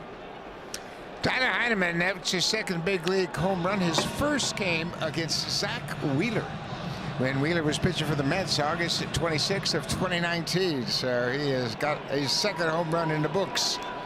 And I like this bat flip. That's one of the most unlikely bat flips you'll ever see. The most unlikely bat flip I ever saw was Tom Lawless. I knew you were going to say that. Tom Lawless in the World Series hitting against Frank Viola hit a home run in an unlikely situation. 87? Yeah, 87, right? And St. Louis, tossed it Minnesota. A mile high. And I think they were at Busch Stadium when he hit it. A mile high, back before everybody was doing bat flips. Yeah. And you know, Tom Lawless wasn't exactly a slugger. Not at all. I don't think Lawless had many home runs at all. Look at how happy the hitting coaches are. That's Hunter Mentz there with Tyler Heineman. Tom Lawless hit 2 big league home runs. And he had one in the postseason. So he hit 3 home runs in his whole lifetime and had one of the classic bat flips ever. You can find it on YouTube, kids. 2-2 the count on Guerrero. And a 97-mile-an-hour fastball to get him. Looked like he got a pretty good chunk of the plate. Guerrero's not sure, but it's strike 3 called. Yeah, that looked like it had plenty of the plate. It really surprised Vladdy that it was a called strike. That's got quite a bit of the plate at 97.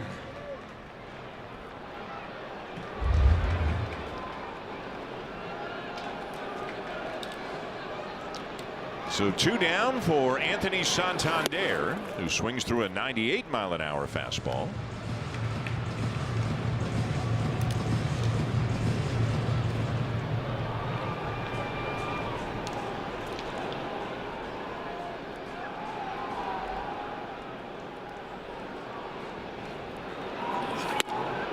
A little too high, ball and a strike.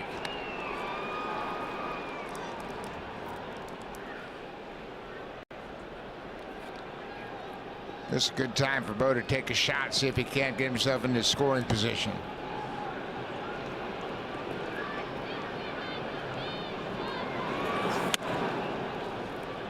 What you do if you steal a base here, you give Santander a chance to drive you in with 2 outs, and if you're thrown out, Santander leads the next inning.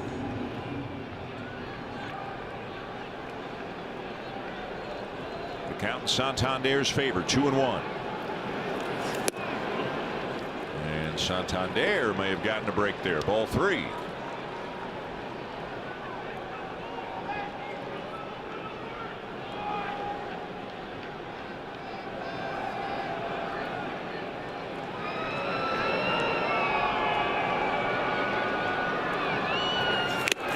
Chased it, 3-2. Yeah, he went out of his comfort level right there, and he's trying to catch up to that high pitch. Jimenez waiting on deck. If Santander can get aboard here, Bichette's going to be running on the 3-2 pitch.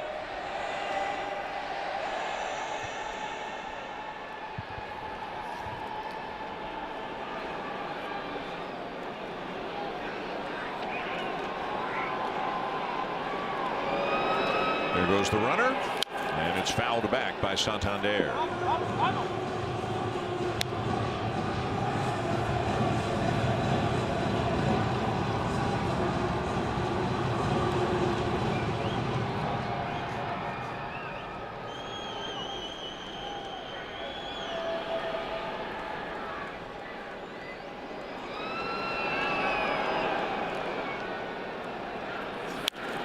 And another foul back. This one coming our way. Might have wound up in the 500 level. We saw it go up and it didn't come down.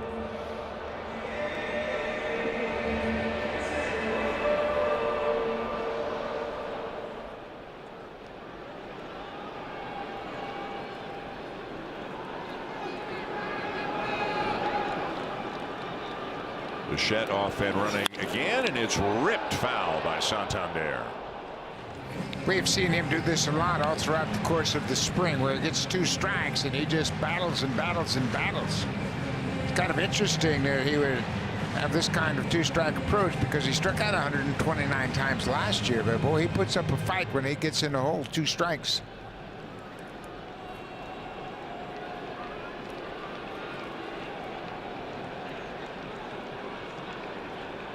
Another 3-2 pitch. Strike 3 called to end the inning. So it's 3-1 Blue Jays going to the 8th. Yariel Rodriguez will be coming in, and time now for Jamie, Joe, and Caleb in the Home Hardware Studio.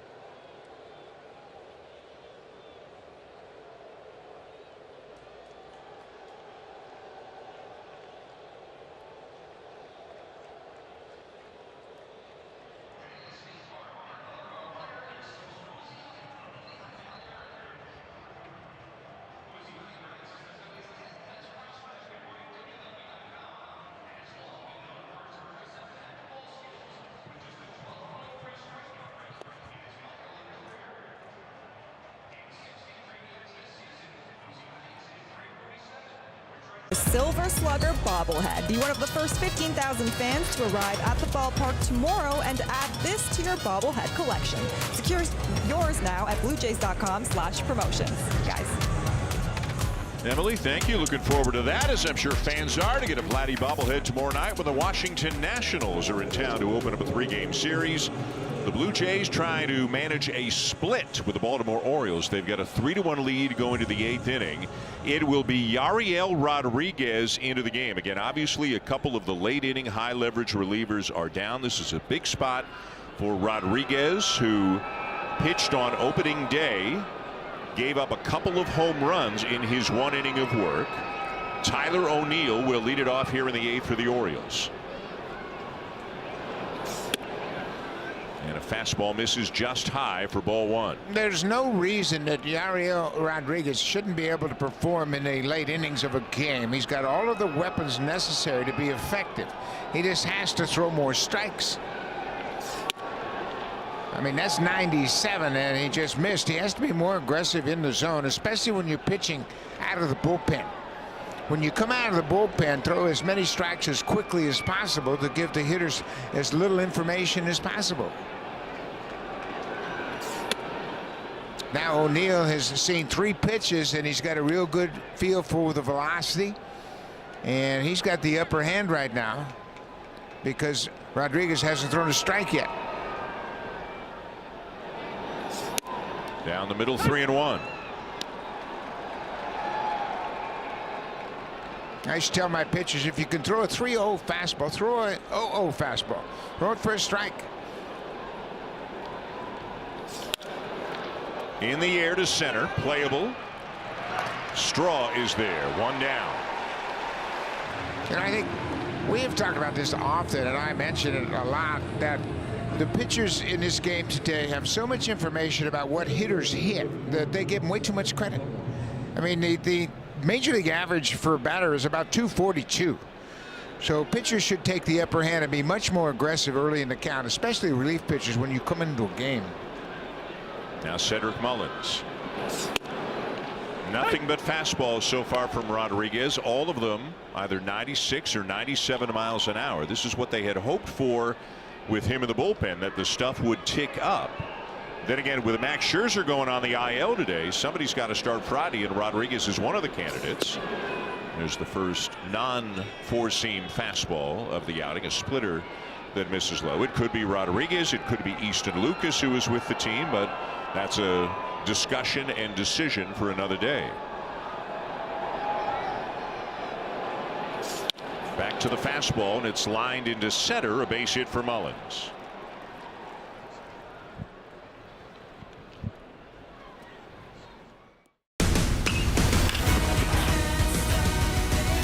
How will your journey evolve? So the Orioles have a man on with a one out. The tying run is at the plate, and it is Ryan Mountcastle. 1 for 3 today.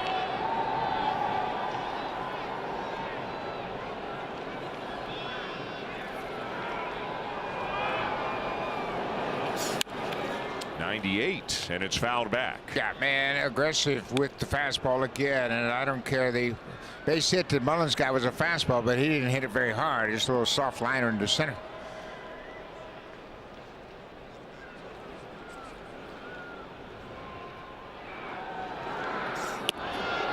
Breaking ball, slider in there, 0-2 with left-hander Mason Fluharty. Just brought up to the big club today as Richard Lovelady was DFA'd this morning. Fluharty's first appearance will be his major league debut. Swing and a miss. Look at the break and the location of that slider to get him. 2 down. 3 pitches. That's all it took for him to strike out Mountcastle, who's got 8 career home runs in this ballpark. He set it up with a first pitch fastball, then through 2 great sliders. First one was right down the middle. This one was on the outside edge and broke away, and he gets a swing and a miss. Now with 2 down, Rodriguez will face Jackson Holliday. 1 for 3.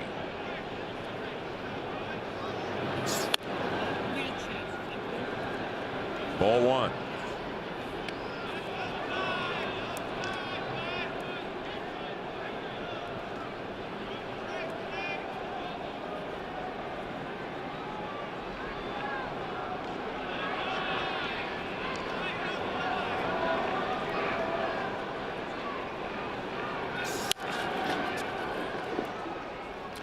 Locked in on the strike zone a little bit better after those first few pitches. Keegan Aiken is up in the Orioles pen.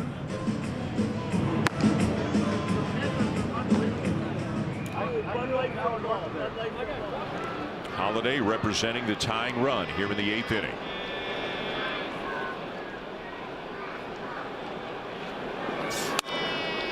Two balls and a strike.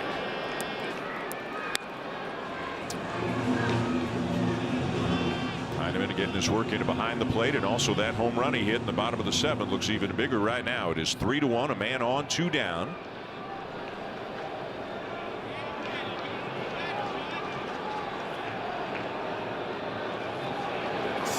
Stays with the fastball. 2-2. Yeah, he's got a great fastball. It's been as high as 98 in this inning, and so that's the best pitch in baseball if you don't have great velocity, but Rodriguez does, and you can get away with missing your spots, but you have to be aggressive and throw it inside the strike zone. You don't have to be perfect with it.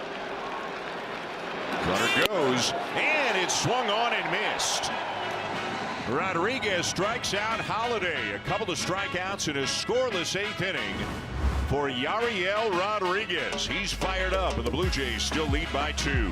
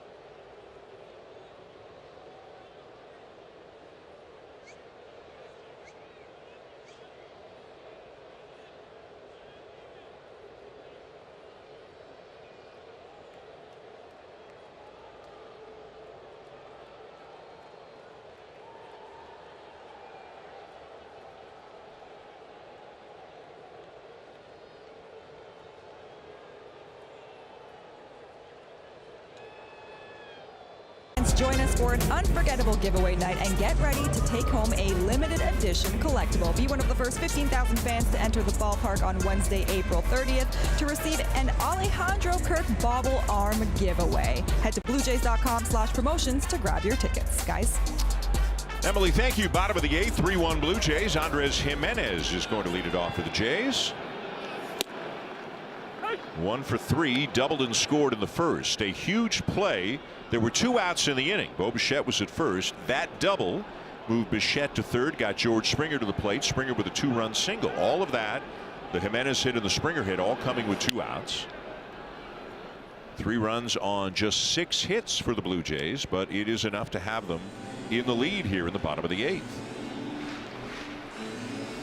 Well, that was a big inning for the Blue Jays bullpen, and Ariel Rodriguez with a couple of strikeouts, and he got a strikeout on a slider with Mountcastle and threw a 2-seamer to get Jackson Holiday. But the entire inning was set up because he used his fastball, and he used it very effectively. Breaking it down with Jose Barrios and Alejandro Kirk in the dugout. Man, if he could be that type of pitcher, what an asset that would be, and especially add depth to the late inning roll call for this Blue Jays bullpen. You get Green, Garcia, Yariel Rodriguez, Brendan Little before Hoffman. That's pretty good. Jimenez sends it high in the air to center field, but it'll be playable shy of the track for Mullins. Yeah, it'll be interesting. Do they need Rodriguez to start Friday in Max Scherzer's spot? Do they want him as the long man, maybe, you know, piggybacking with Easton Lucas? Or do they see what they saw today and say, hey, maybe we should consider him for later, shorter appearances, but then who's the long man? Yeah, and the long man could be Lucas, but Lucas is going to have to start. Right. But if Rodriguez can do that, I think he's more valuable in that role than he would be as a long man. George Springer with a fly ball to left field. He's tagged it pretty well, and it's off the wall. Springer on his way to second and in there with a double. Good for George. He's had 3 real good at-bats. He had the big 2-run single with 2 outs in the first. He lined out to the first baseman in the third, and here he picks up a double. 2-hit game for Springer, and that looks like that breaking ball just stayed inside, and Springer just missed hitting a home run high on the wall in deep left center.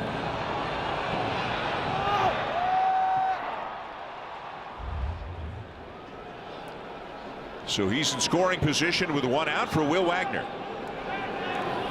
As the Blue Jays look for a little insurance here in the bottom of the 8th. Wagner 0 for 3. Originally, the last at bat for him was scored a base hit. It was changed to an error on the shortstop Jorge Mateo.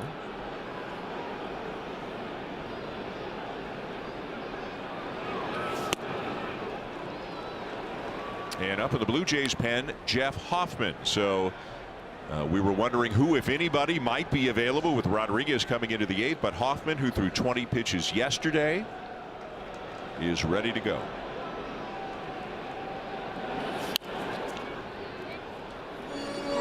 Baker's got a good fastball today too, just like Rodriguez. 97-98 with that heater.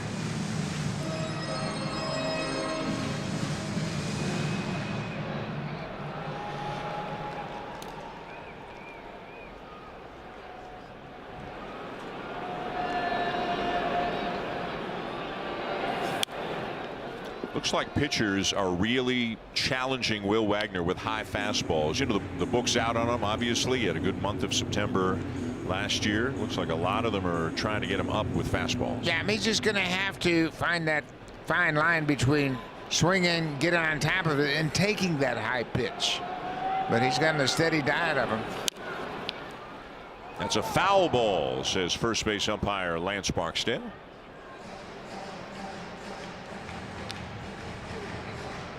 It looks like because the swing is so short, he can adjust to the off-speed stuff and still put the bat on the ball. Yeah. And I think he's going to be fine.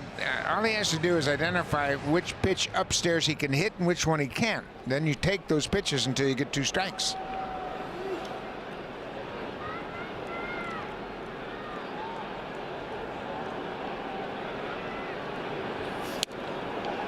And right on the outside corner for strike 3 called. And oftentimes you'll hear pitchers say, well, I only missed my spots twice today. Well, that's not true. They were trying to throw that ball up, and Baker misses down, and he gets the call, third strike. Looked like it had plenty of the plate. It was a tough pitch no matter what, but it's the second out of the inning. That'll bring Alan Roden up. Roden is 1 for 3. Hit an infield hit back in the 4th. We talked a little bit about his sprint speed, how quickly he got down the line. Told you that it was 29 feet per second. If that is his, that's what he did on this play. If that turns out to be kind of his average sprint speed, that's the 91st percentile. He can run. I think there are a lot of things about him, and the coaches obviously know way more than we're all finding out as we watch him, but there are a lot of things about him that over the last year or so people have said, oh, he's a little better at that than I thought, or he's a lot better at that than I thought. And we'll see how he does swinging the bat over the next couple of weeks. And I know one thing I've seen, and he plays outfield very, very technically sound. His routes are very good. He throws very well. He charges the ground balls very aggressively. And he's a smart base runner. He's going to be an interesting guy to watch over this first half of the season.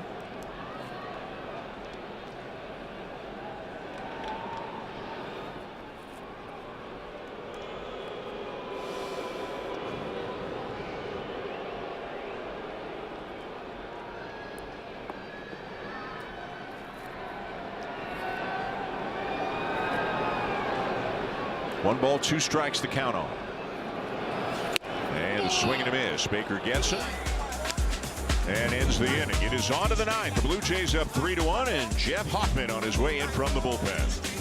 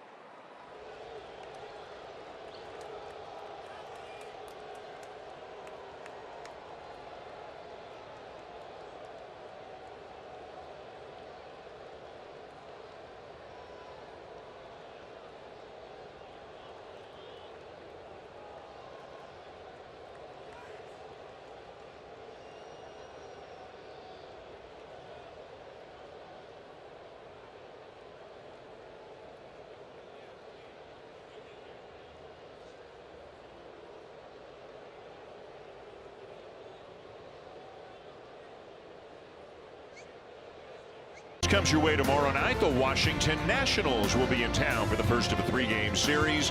Bowden Francis is going to make his season debut, and we'll have it for you beginning with Blue Jays Central at 6:30 Eastern. Here it is 3-1 going to the 9th. The Blue Jays 3 outs away from a split with the Orioles. And they've got Jeff Hoffman in his second appearance as a Blue Jay, but his first save opportunity as a Blue Jay. You see his numbers from a year ago. Had 10 saves with the Phillies. This is the first time in Hoffman's career he's been a full-time closer right from the get-go. Signed a 3-year deal in the offseason. And he'll face 8, 9, and 1 in the Baltimore order, beginning with third baseman Ramon Urias.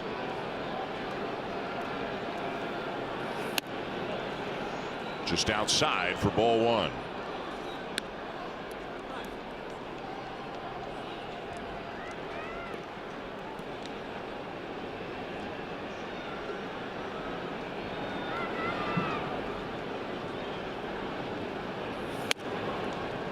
And 1. One defensive change for the Blue Jays. Ernie Clement takes over at third for Will Wagner.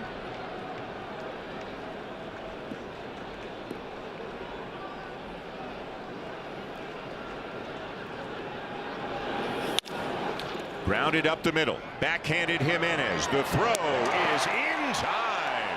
What a nice play by Andres Jimenez. Well, what a play.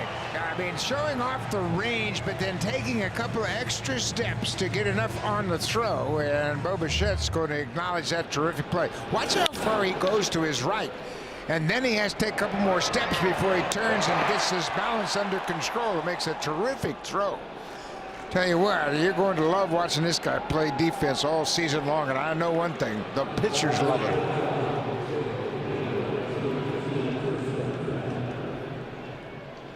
One down here in the 9th inning. Brandon Hyde sending Heston Kjerstad up now to pinch hit for Jorge Mateo.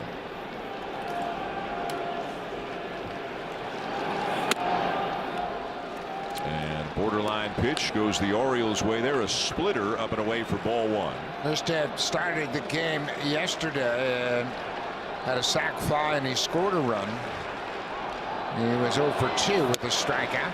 And now borderline pitch goes Hoffman's way. So it's 1-1. You can see pretty consistent up around 97 with that 4-seam fastball for Jeff Hoffman. Also has a 2-seamer, a splitter, a slider. That looked like the splitter there to misses low. 2 balls and a strike. Now, most closers rely on 2 pitches.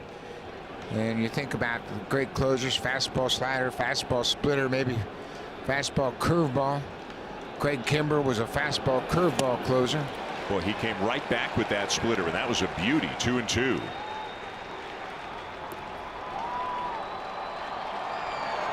We talked about it yesterday. He has started at times in his career. Maybe one of the reasons why he still has more pitches than most closers do. Fastball, and he got him. 2 down.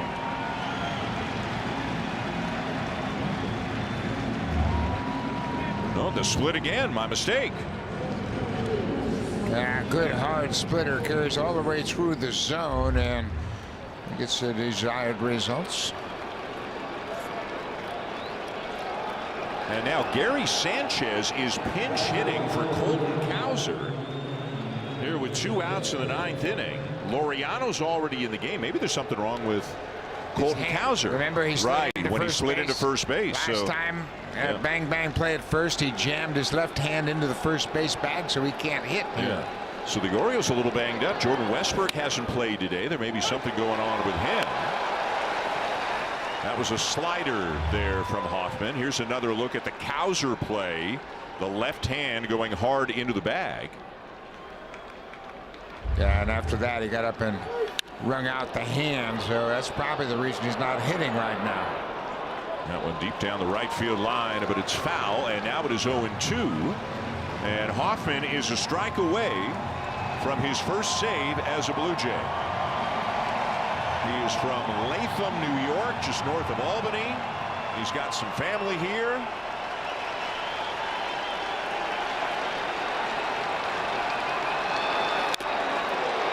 Fouled off by Sanchez to stay alive.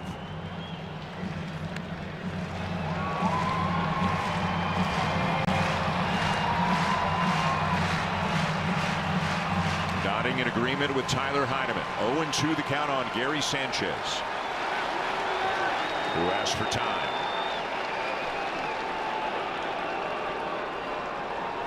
A Junior Jays Sunday here with the ballpark, and they're trying to send all those Junior Jays home happy with a W.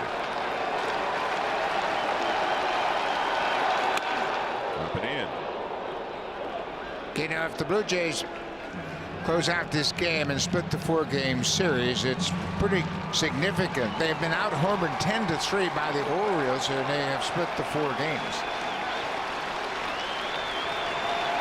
1-2. Ooh, right off the mask of Heineman, but right away he turns around to Ryan Wills, the home plate umpire, and says he's okay. Man, those 3 home runs coming off the bats of Jimenez and Heineman. None of the big guys have gone deep for the Blue Jays yet, but the pitching and defense in these 2 wins has been terrific. slider away, 2-2.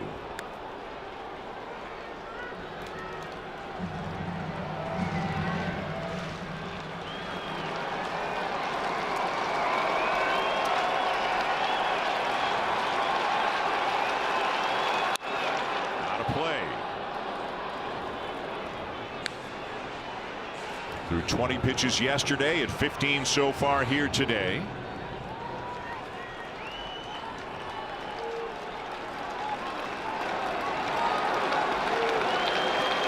Again, the 2-2. And he bounces that one in. The count is now full. And if Sanchez reaches, the tying run comes to the plate, and it's Adley Rutschman.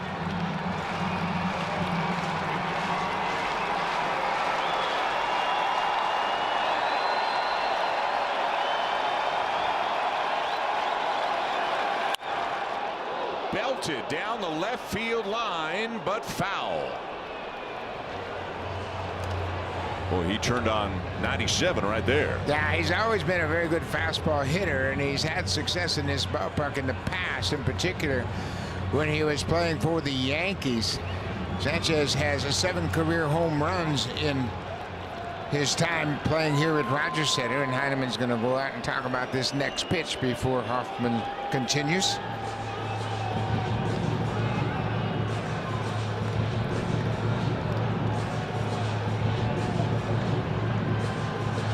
He has already thrown 9 pitches in this at-bat to Gary Sanchez. Combination of 4-seamers, sliders, and splitters. There's Bowden Francis, who will make his season debut tomorrow night.